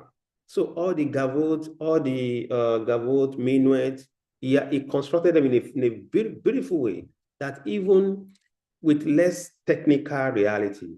But I think I subscribe to his way, of doing things, although many people might not, because I'm not sure if that idea is popular, but Leonard Ratner's topic theory. Yeah. So topic theory, for instance, allows for flexibility. In fact, allows for your own creative input in terms of framework of knowing. Yeah. So it allows for that. It allows for your voice to expand, explain passages through those. It has some pattern he has created, but those patterns they are legible to, expansion based on who is engaging them. So you can transform, you can add, you can expand it within that sense, Unlike other approach that, it must just be, but the point is, even in performance studies, over the recent years, there are different ideas of research in, let's say, practical studies, who have documented different analytical approach, from phenomenological reading down to even topic reading of performances. It's about reflection. I think everything, it's about reflection. There's another thinker who we call Eurythmics. Eurythmics, that's the name of the word. It's an educational theory, but the way it was designed by the person who created that idea was a performance perspective through phenomenology, feeling, hearing, performance, auditory senses, those kind of things. So, and those patterns have been around.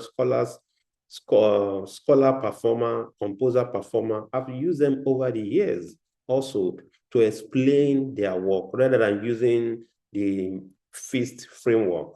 So I found that also very important when you were, I remember that also. So I think Tutuola is quite important for us to think in this way, because it's inviting us into a world where hierarchy collapse. It's not denying hierarchy or the need for hierarchy, but in that world of Tutuola, those hierarchy are temporal. They are temporal. They are just navigating tools. They're nothing beyond that. So they allow for us to navigate from one point to the other to become to navigate in our process of becoming. Yeah, so I think we have Dr. Samuel Ajose. Yeah, thank you, Dr. Ayorinde. Can you hear me? I can hear you, sir. Yeah, thank you. I think today's conversation is very interesting, and it's also a contentious one. Issues around theory, theorizing, and within using established, ideas, canon to also look at social or musical practices in outside, Western spaces.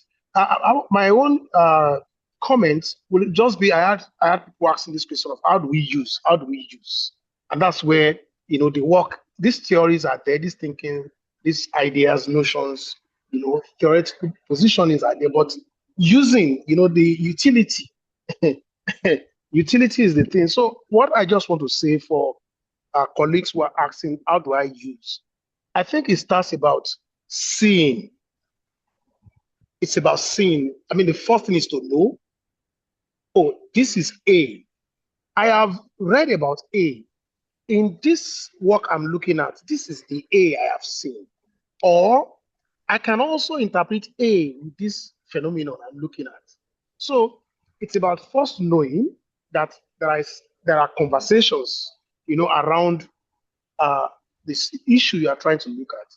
What are these conversations? And what are embedded or on the ground knowledge that can also illuminate A? Because if you look at Tutuola's, thinking that nothing stands alone, so we can also use, ideas from our own B to explain A.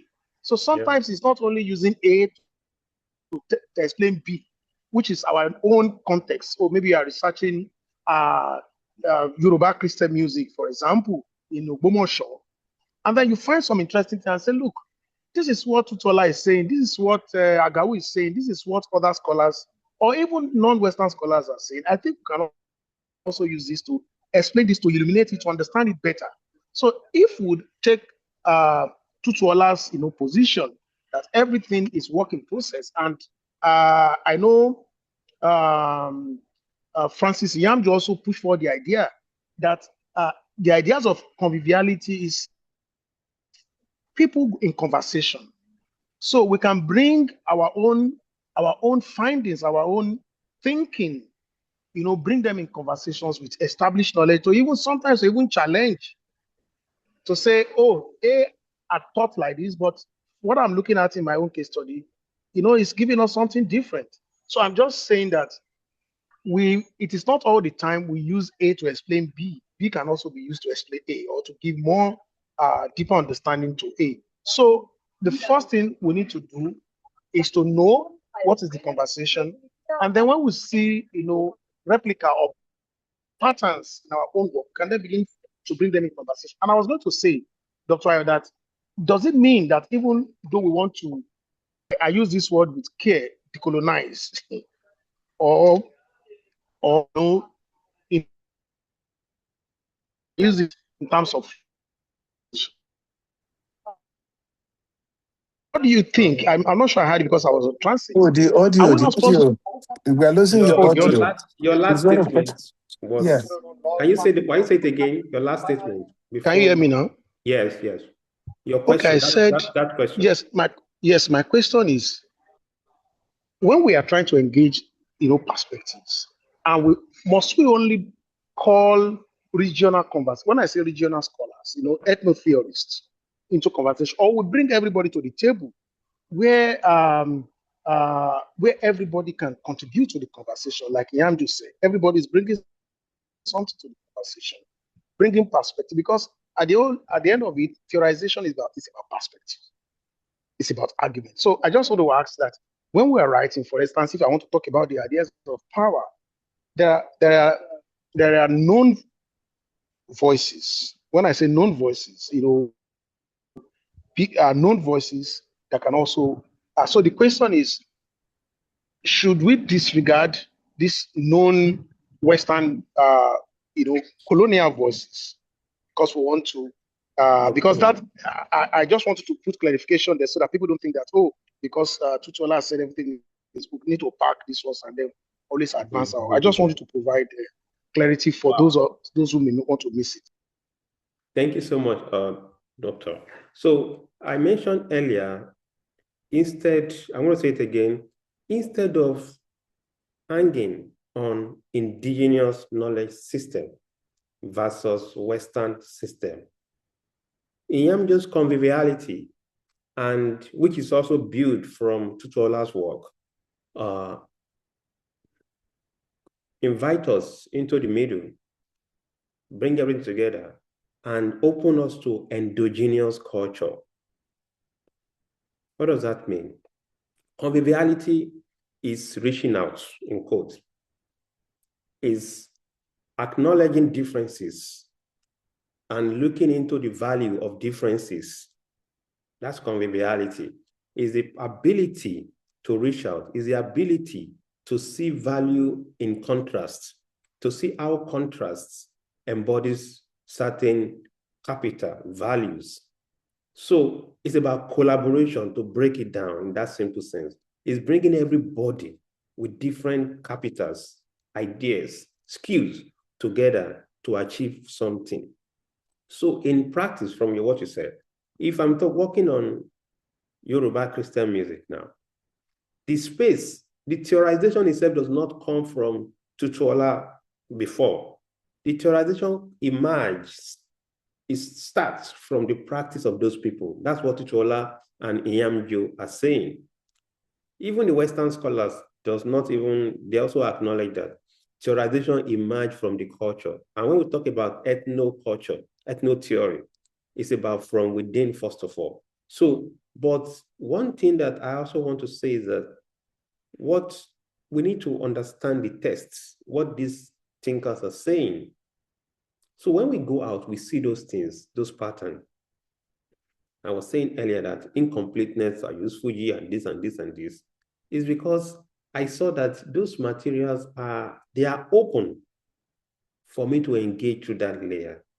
Other forms might not open for me to engage them in that particular way, but to engage them in different ways. You see, so the point is the theorization starts from that culture, that dance, that performance, starts, not outside of it. So when theorization emerged from the culture, then we have that process, then we are able to perform that becoming, that process of becoming that Inyamjo spoke about, or conviviality. So we bring in different voices, but still to help the knowledge within to thrive. That is the aim, is to bring out the knowledge that we are engaging, not superimposing them. So then the question is, before we can get into the knowledge within, we need to enter that culture. We need to know it. We need to be part of it. We need to, so that is the beginning of theorization itself. So we don't stay outside of a culture and talk about theory from us. No, that's not the idea. The idea is to go into the practice, perform with them, go to rehearsals, everything that has to do, like musicking, all the musical phenomenon, like Christopher Small said. So the performance, the music itself is not just the performance at the orchestra or the rehearsal or the concert. It's also during the leisure time, the kind of conversation we have at breaks. Who is moving the piano? Who is doing the catering? Who is packing the clothes? Who is his costume manager? Who is the orchestra director? Those are part of musicking, according to Christopher Small. So it is this part of incompleteness that, okay, to analyze music, it's not just about the performance that is the music. The real music starts from the date that the event is announced, that people are rehearsing. So all those rehearsals, and what happened even when the music is going on, those are the backstage, the electrician, the stage manager, so everybody, even the audience, are part of the musicking, because without the audience, there is no performance. Yeah. So the theorization starts from, it always often emerges from the culture. And that is why I find Tutuola interesting, because Tutuola is interested in context, the changing context of reality, of performances. So if I'm studying a piano concerto let's say in Hamburg, the condition is different to what the context is going to be different because Hamburg is a port city. It's a port city. Because of that, it has a different, the city speaks differently in terms of economic, political, and aesthetic power compared to places like, let's say, Frankfurt. It has its own power. Or other places like Indianapolis compared to Texas. You see, so these are, I'm studying the same music, but the more I move, I am not only moving in terms of different, I'm moving in context. So that is the reality. I'm moving in context. So I'm changing context when I move. I see the same piano concerto in Frankfurt, the same piano concerto in Lagos. And that's why let's be specific a bit. The same piano back we play in Lagos, the way we sound it, people don't know that there are, it's like when you speak English, my English cannot be, it's not like those of Britain, or other people. I speak a different English from being a Yoruba, a Nigerian person. The same way when we play Mozart, that's how they listen to us. That's how they listen to us. So when they come to us to come on, okay, that's how they see us, okay. So also when they come to Lagos to come and give us master class or perform, we hear them, oh, the Russian guy, oh. So that is the difference. How do we know this? It's because that is what Tutuola is saying, that we are embodiment, and that embodiment is not finite. So the music we are playing, even in classical music, there are argument that even the score, that is not the end of it. Behind the 5 note on 5 line, there are layers of things that must happen. That is what Tutuola is saying. That is Tutuola. So it is a type of post-colonial thinking that, okay, context is the beginning. So we need to go to that place, I work with them. So that context, all its significances, all symbolic, cultural, political power that shape that type of music, even before the concert, they are part of the musicking, according to Christopher Small. So they shape how I engage that incomplete space and reality.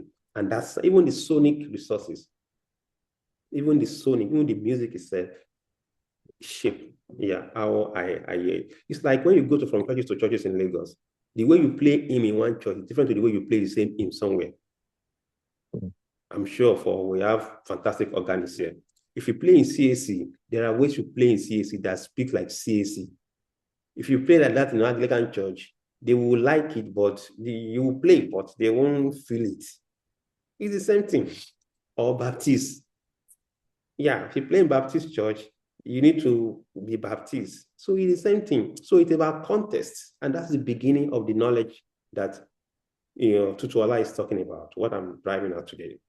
So I don't know if that's but it's about endogeneity instead of indigeneity. Endogenous, that is it. So that is, instead of indigenous culture, so endogenous is a combination, is that convivial spaces, convivial understanding of things and spaces. Yeah. So. Yeah, thank you, Dr. Ayo. I think, you made clarification. I just asked that question so that some of our colleagues will have it, because that's the thinking that something has to stop for something in the colonization conversation. So even though I have, this whole idea of indigeneity, it's also about perspective. Yeah. Yeah, it's also about perspective. So, thank you very much. Yeah, thank you. Let's have AY director, Mr. Ayo. Okay. Let's wait for Mr. Ayo. Then we'll go to Mr. Ganikale after Mr. Ayo. Okay, so thank you, moderator. And then I'm sorry, I actually missed a very big part of the conversation. I started, then I had to do something else. Then I just came back and well, I don't know what I have missed, but from the questions and the responses, I know that it's all about indigenous knowledge system. It's about, like you said, it's about context and all that. So I only want to contribute maybe just a little thing to the issue of incompleteness and context and all that, especially as concerned indigenous knowledge system. Well, one of the things is that I've always been a practicing musician. I've played many pieces, many Western pieces, and I've played a lot of indigenous pieces as well over years, over many years. But it took me a while. It took me a while to actually discover indigenous knowledge system. So when people look at my composition these days, because I'm a composer, when people look at my composition these days, when they hear it, they know that something has changed. Something has changed. And then it took some of us to leave actually Africa to discover what indigenous knowledge system is. Because while in Africa, while in Nigeria, it's just, we just mouth it, indigenous knowledge system, and then we attribute to rhythm, and then we attribute it to rhythm, and that's all. And but this goes beyond that. And I want to even bring Western history into this. We are talking about notation. Oh, it's not, we can notate it, we can do this. Even Western music was not notated when it started from the organums, right? It was just the music of the people, it was the culture of the people. And as they continue to evolve, they started looking for solutions. How do we document? And that was how in fact, it was not even staff notation. I think tonic sulfur predated staff notation. And there are many other systems that predate staff notation. But staff notation came as, okay, yes, this is closest. This is the closest to something that can bring out Western art music. But in our case, in Africa, we would always talk about colonization and so many other things. And now we're talking about globalization. Where is the problem? There is something from our past. And I'm not an advocate of, oh, we have to stop every other style of music. No. Everybody who's doing interculturalism should continue. If you're doing Afropolitanism, continue. If you're doing jazz, continue. If you're doing this, continue. But we need education that, okay, some people, some theorists in Western art music actually they actually looked for ways to document their music from the antiquity, the organum, to the medieval period, now to the Baroque period. They look for ways of documentation. We have not done that in our home part, and that is what we are saying. We have not gone back to the hinterland to say, okay, there is something called Ewi, chant, and Ejala. How do we document it? I had a session with a few of my people today, and we were talking about, okay, African instruments. I wanted to learn so much about Oja, so I could write composition that is being influenced by Oja. Like Albanese wrote a lot of music that's influenced by Spanish guitar. Do you understand? And then we have a lot of resources. We have a lot of resources untapped. But when we sit down, we just speak English. It has to be this, it has to be this. If we are going back to pre-colonial, then it means that we are not global, we are not following the global trend, blah, blah, blah, blah, blah, blah. And I was following the global trend before I left Nigeria. My compositions were tonal, it was this, it was that. But I have discovered something new. And it is coming from Africa. Fela discovered something new from Africa after playing jazz and after going to Trinity and after doing all that. He discovered something new and he had to come back and say, okay, this is my new sound. So what I am trying to say, there are lots of scholars who've written about IKS, even if they don't call it IKS. I've forgotten the name of the person who wrote about Bata. There is a very big volume on Bata because I just did a research on it. There's a very big volume on Bata. Akinyuba did on Dundun. And I've realized that a lot of the guys in the South Americas, they are engaging IKS more than we are engaging it in Africa. So what is the problem? Is it that our own scholars are very lazy that we cannot go back and say, okay, yes, fine, we have interculturalism, we have all these other things, but There are untapped resources in Africa. Untapped resources. There is Agidigbo, there are all the dances, there is Swange. And then when you look at Western music, they will talk about era of nationalism, people going back to their roots. You talk about, the influence of this. Even the World War had influence on Western art music. A lot of influences on Western art music. Now, but because there has been a break from our roots, colonization came. We're not able to proceed at our own pace. Now we want to be global, which is very fine. But how do we become global without embracing our indigenous knowledge systems? I'm sorry, I don't know if I've deviated from all that you have said today. It's fine. You are still on point. Yeah, you're on point. Yeah, because I was not a part of the lecture. I'm just saying this from the questions that I've heard and then maybe I'll just show you one example of how people are bringing indigenous culture to life in practice. It's one of the slides. I'll show you. I'll play it now. A guy called Dizu. You can check him online. Dizu Plagis. I'll play. Where is it from? Is it African or from the Caribbean? South Africa. This is our ancient classical. From South Africa. I'll play the slide for you so you can, at least an example of how we can, in South Africa, people still play instruments of 500 years. They still sustain them in a modern way even. Where is it? Share screen. Okay. I'll just do it quickly, then we can move on.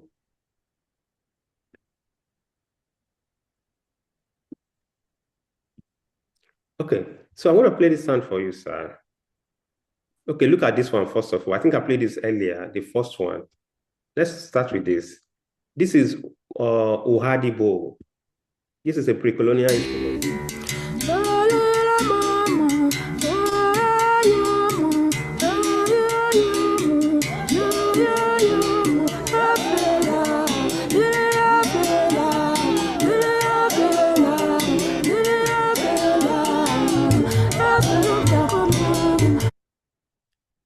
I was talking about overtone and theories. That instrument is just one string. When you play it, bam, what you hear is 6 notes or 7 or 10 notes. This instrument has been for ages within the Amankosa people and Zulu people. Then, yes, another one. This is Plakis. This is our ancient classical instrument of the Xhosa-speaking people.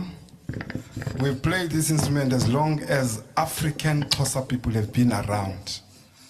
And the instrument is called This is our ancient.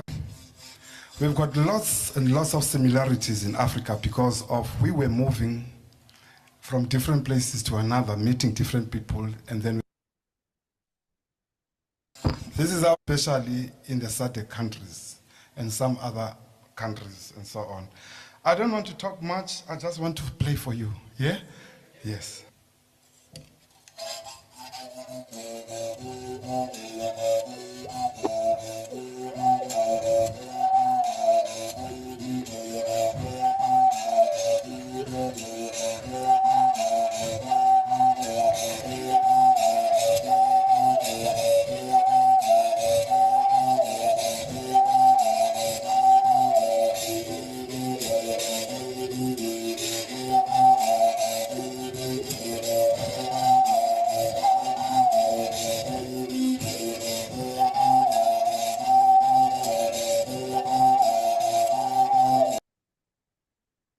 Okay, so I played that for you, perhaps you're not around. So the point is, and there are others from so across many places in Africa, the discourse around indigenous music is not a big deal because they are just doing it. That is, these two instruments, they've been around for centuries. And people are playing with orchestra with them today. Madosini I think he passed away recently. That woman has played at World Cup opening, Olympic opening. Dizu Plagis, the man, has played at the opening of many Olympics with those instruments, with indigenous South African. They don't know Western instruments, and they've toured the world. That woman has played with Paris Philharmonic Orchestra with that instrument, Bo Uadibo. So the question is us. The question is us. Is us. It's like you said, we like speaking grammar. But what we are doing, for instance, on this kind of platform is to, because the beginning of action starts with a type of conversation. And that's why sometimes we hammer on it. But it is not to take away the action. But before action, something must happen. There's a form of reorientation that needs to happen. In our own area in Nigeria, I think we've gone so far. So bringing us back, we might need to do a lot of conversation, have a lot of conversation. So indigenous music itself is an interesting space, but in Nigeria, it's a different conversation. You know, I'm sure you know what I'm talking about. Thank you, Doctor. Can I jump in quickly? Yeah, I agree with you, sir. Thank you. Yeah, I thank you. Thank you for actually supporting my thoughts with those recordings. So what we are saying as composers is we need to identify with these traditional instruments. We need to identify with it. Just listening to one of the instruments you played right now, I could pick, okay, these are the ways these instruments work. These are the tones, these are the patterns. I could pick something out of it. And then if I am able to study and understand these instruments, then I can move it into art music. Yeah. I can start creating something with it. And that is when we'll now say, oh, this music is influenced by Goje. This music is influenced by Oja. This music is influenced by Dundun. And then people start to troop in and say, okay, we want to discover Africa because of these reasons. You know, and then I started reading, it was Deborah Klein I was reading, and how the Ayon was lamenting that, look, most of these things have gone extinct. The knowledge is not transferable anymore. It was oral tradition. But all of us that have gone to school, we learned documentation and a lot of things. We are not trying to apply it into our own indigenous system. Sir, can I ask you a question? Yes, sir. From this is quite important today, because now, if you close your eyes, can you imagine that you, for instance, some years ago, if you have this knowledge that you have now regarding indigenous knowledge, would you have gone to the Egungun court to go and learn how to play the ritual drum in there? Now, do you expect an answer from me, or you just... you know, if you want to, of course. So why do I ask this question? We have what they call the third space in Nigeria that controls everything. Yeah. Our idea of religion. Yeah, I agree. So maybe we should shift the conversation. Maybe the next presentation we are going to have will be based on that area. So that third space controls not only the ideological component of our idea of our identity, it also controls the economy, sir. I agree. And like you said, I think because this conversation is going to shift if I continue this way, maybe I should just drop it for now. And, yeah, of course. I just want to add one more. Sorry, I think okay, we are in conversation now. And if you take, like Professor Kanikale will say, if this was a battle performance, everything will come in sync, polyphony. So maybe we should take it practical now. I think in addition to religion, curriculum is also an issue. My good friend I talked about how the Batak drummers complain to Klein. Yes, in South Africa, and I'm sure Ayo can attest to this, indigenous musical instruments are, fully embedded into the curriculum. I told you, I just put it on the chat that I was in South Africa 2013, and I saw women playing that the sound the instrument that Dr. showed us. I saw young women, young ladies also, playing that music. So sorry to interrupt continuity. you. That instrument is, people are learning it in University, Cape Town, University of Cape Town. Yeah. So that's what I'm saying. So religion, I don't know how we suddenly brought religion. I understand what you're saying about trust, but I think religion, there's religion in South Africa, there's Christianity, there's indigenous religion. But I think our curriculum, when we go to university, we don't go to We only go to study Western classical music. Check our curriculum. Professor. I'm not. Professor, who are the people teaching in university and schools? No. So that's what I'm saying. That's what I'm saying. Choir master, they are the one teaching now. The choir boy. Choir master is teaching what is in the syllabus. If the syllabus says teach dundun, teach guje, teach oja, even if the choir master is a pope, he will do. Who are the people regulating the syllabus, sir? The professors. Well, I don't want to go back to the don't forget, they are pastors. They are pastors. Let me rest my case and let Professor Kanigale. Wow, interesting. Be nice, Dr. Ayo, on this issue. Anyway, I think the examples about figures like Madusini are very important because they clearly show that indigenous musical systems are not only viable, but they're capable of engaging global platforms at the highest level, very highest level. But I wonder if we might need to distinguish between visibility and transformation, because while these instruments and practices are entering global spaces, the question remains whether their internal logic remains intact or whether it is being reshaped in the process of that engagement. So, when we say the problem is us, I think that may be part of the story, but perhaps not the whole story anyway.